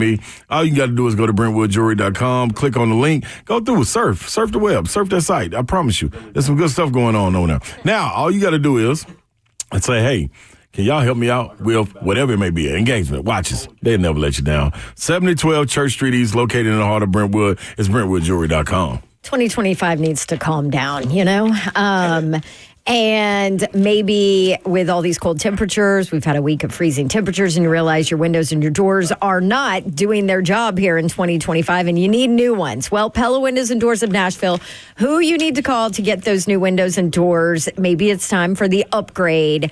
You might be surprised to learn how affordable those replacement windows are from Pella, and they'll give you a good deal. Ask for the Dawn deal, 50% off qualifying installations and no money down, no interest, no payments for 12 full months. Here's the thing about Pella Windows and Doors of Nashville. I'm a customer, so I know exactly how the entire process goes, and I know that the windows and doors are A, the best quality, lifetime warranties on all their products, and then B, on top of that, the best staff in place to take care of you, the customer, which includes a 10-year labor warranty, which is the longest in the industry. On top of it, they do things right. They make sure you're taken care of. They are the best. Schedule your free consultation. Check out that offer I told you about. It's easy to do online. You're going to be sitting inside all weekend because of this snow. Go ahead and reach out to my friends at Pella at PellaNashville.com.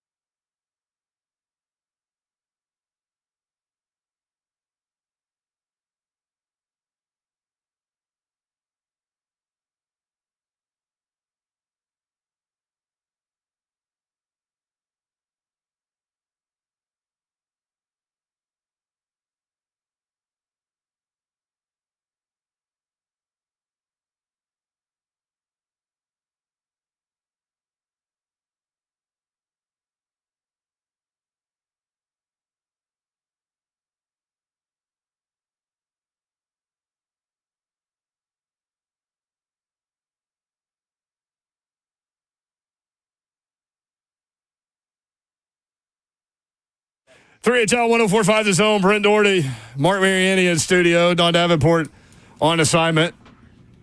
1-year-old birthday party. I missed it. Oh, in Florida. Today? Yeah. Oh, wow. Well, I think it's tomorrow. Slay Dog's in Charlotte. He'll be busy all day tomorrow. You ever get to rest, bro? Who? Moonshine? No, you. No, I was talking about that with somebody today. He was supposed to take New Year's Eve and rest, but he didn't. I was. Our text ran the next morning. Our text ran was really funny. Zeph was like, I was asleep by 10. Dawn was like, I was asleep by 10:30. I was like, I was in bed by 11. Slay goes, I was out early. Anybody y'all catch that beautiful sunrise? Because this show was out. It was nice. It was a nice one. You should have seen it. Nice. Man, it's been fun today. Appreciate you guys. So for sure. great. No, yeah. Thanks for coming in, Moonshine. Well, Rocking hey, with us, man. Oh, gosh. I love you guys. You guys are my family. You guys adopted me. You're stuck with me. But it was fun because of where we're at in the season and the games that we have coming up. I mean, like I said, we had to go through the weeds in the college football playoff to get to some of these games. But golly, what a slate. I'm watching this warm-up. I forgot Quinn Ewers was at Ohio State first, man. Yeah. That throws a little wrench in the Now whole they're talking thing. about him going to Oregon next year. Oh, goodness. That's too much. Oh, yeah, because here comes Arch. That's Yep. right. I forgot about that. There's a $6 million, I guess, bounty for lack of a better way to say it, to keep him in college football and get in the portal. How about Carson Beck? I don't want to be a 5th-round draft pick. I'm going to go play for $4 or $5 million somewhere. It's like, all right, cool. No kidding. That's not a hard decision. Instead of battling for a roster spot. Yeah. Golly. Who is your man? All right, here it is. Who's your bridge quarterback, Mark Here's the Marion? deal. I'm going to give you guys a couple scenarios, and then I'm going to give you my number one. Okay. I still love Kirk Cousins. They got to do something with him. They got to swallow the first part of that. Be there. That contract, yeah. He's got to do something. Don't Nathaniel me, Slay. But I like Kirk. I like his competitiveness. He's a savage. He's always torn it up. 2, whoever the Vikings let go. I mean, seriously, you got Sam Darnold. If they're not going to re-sign him, then trade him to us or sign and trade. Or if J.J. McCarthy, we have the number 1 pick. Somebody's going to be enticed by I like J.J. McCarthy coming here. But here's my number 1 on my wish list. Starting for Santa for 2025. Number 1, I want Aaron Rodgers, baby. Oh, give him to me. I want him right here, right now, dude. Listen, he is. Hang on. You want to know what Brian Callahan thinks of this? Oh, no. Here's my 2 cents. He is 2 years removed from back-to-back MVPs. He's coming on this year. He was coming off an Achilles. He put up top 10 quarterback numbers. Wasn't great. It wasn't great at all. The team was trash. But he's building a monster house in Brentwood. His whole crew lives in Nashville. Okay, I think we can get him cheap. My point is, this is a vet quarterback. He's one of the best throwers of the football this league has ever seen. Brian Callahan needs a guy that can run an offense and do his thing. And here's the biggest kicker that I think about when I think of the next 2 years and Brian Callahan.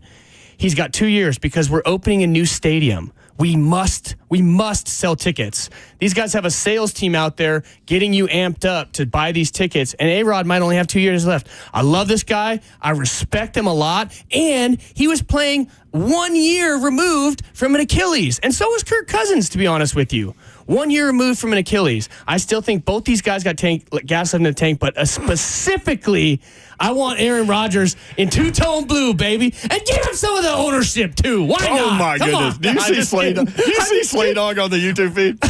I'm just kidding. He don't need any ownership. Tell me where I'm wrong, Slay. This is what I'm sitting in a room with this. Hey, man. Hey, Moonshine. Listen, this is what I want you to do. Go over there in that little section that I be sitting in. It's a lunchbox. Whatever you got that you took before you came in, put it back in that lunchbox. You never was supposed to go in that lunchbox. That's my lunchbox. Before the show. Hey, dog. Ooh, Moonshine. Oh, my God. Tell me where I'm wrong. Yes, thank you. Hey, back-to-back MVPs, 21-22. No knock on that at all.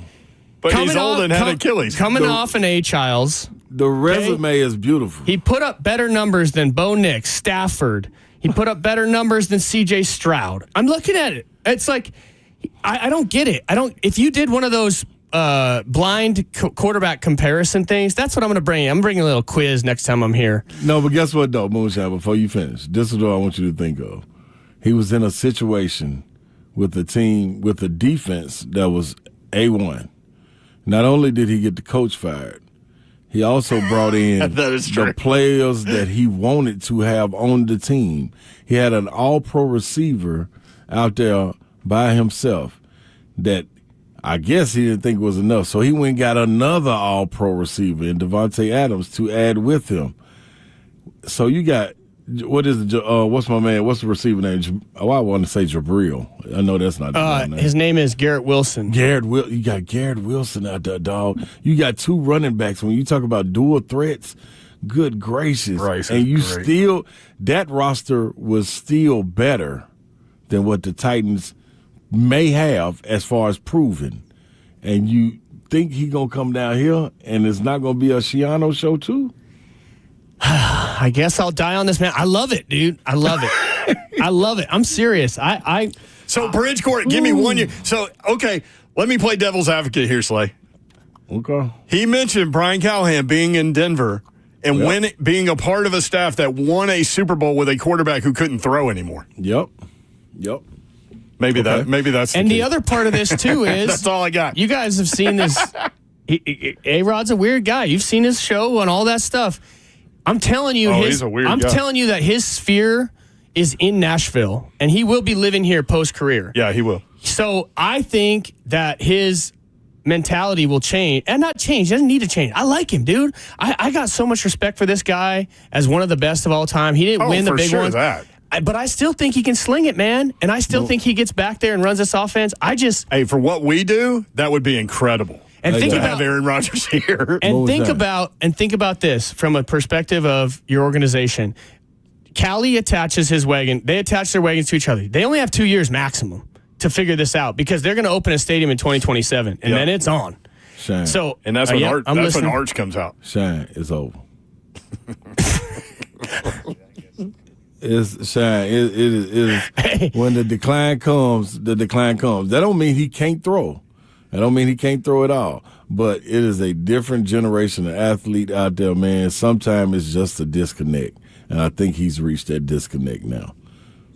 I am not wrong with. Who is he a bridge to? He is just coming off of an ACL too. Don't forget that. If he comes down here and does what you say he's going to do, that means we're going to be picking like 24th or 25th. Who is he a bridge to? That's a good point. If you're talking about filling that void this year, we're talking about having to draft one of these guys or bring in. If you tell me I got to choose from Daniel Jones, Kirk Cousins, Cam Ward, or Shedeur Sanders, I'm taking Aaron Rodgers. You got a half a year with him, man. He can't even move on his right leg. Matt on YouTube, I'm buying in. Oh, hell. Moonshine did it again. Yeah, so this will come back up on Monday, I'm sure. Blood in the water pig, Moonshine. Hey, dun, dun, dun, dun, dun, dun. What's the blood in the water pig? Dun, dun, dun, dun, dun, dun, dun. Go, Pack, go! Oh, Lord. Dun, dun, dun, dun, dun, dun. Packers. Go, Pack, go! Hey, the Titans love recycling their old guys, and Matt LaFleur is one of them. This slate is probably the hardest blood in the water pick of all. He's got 5.5 coming his way. He don't want him. Matt LaFleur don't want him. Jordan Love don't want him. Let's go, baby. You played for the Bears. You can't pick the Packers. Hey, they lost to 5 good teams. I love the Packers this weekend in Philly, and it's mostly because I think the Eagles are. I think Jalen Hurts is going to get hurt and he's out. All right. Hey, fun show, y'all. Slay Dog, have fun in Charlotte, bro. We'll be watching tomorrow, man. Moonshine. Hey, it's 5 o'clock somewhere, Slay, baby. Hey, it's 5 o'clock here. I already dipped into this lunch pack. We appreciate you guys including us in your day. We do not take that for granted, nor do we take that lightly. I hope you have a great weekend. Be safe out there. Good night. God bless. See ya. Wouldn't want to be you unless you are Babsy on that plane going to Pensacola. Ooh, that was something. Can't wait to hear about that on Monday. Dun, dun, dun, dun, dun, dun.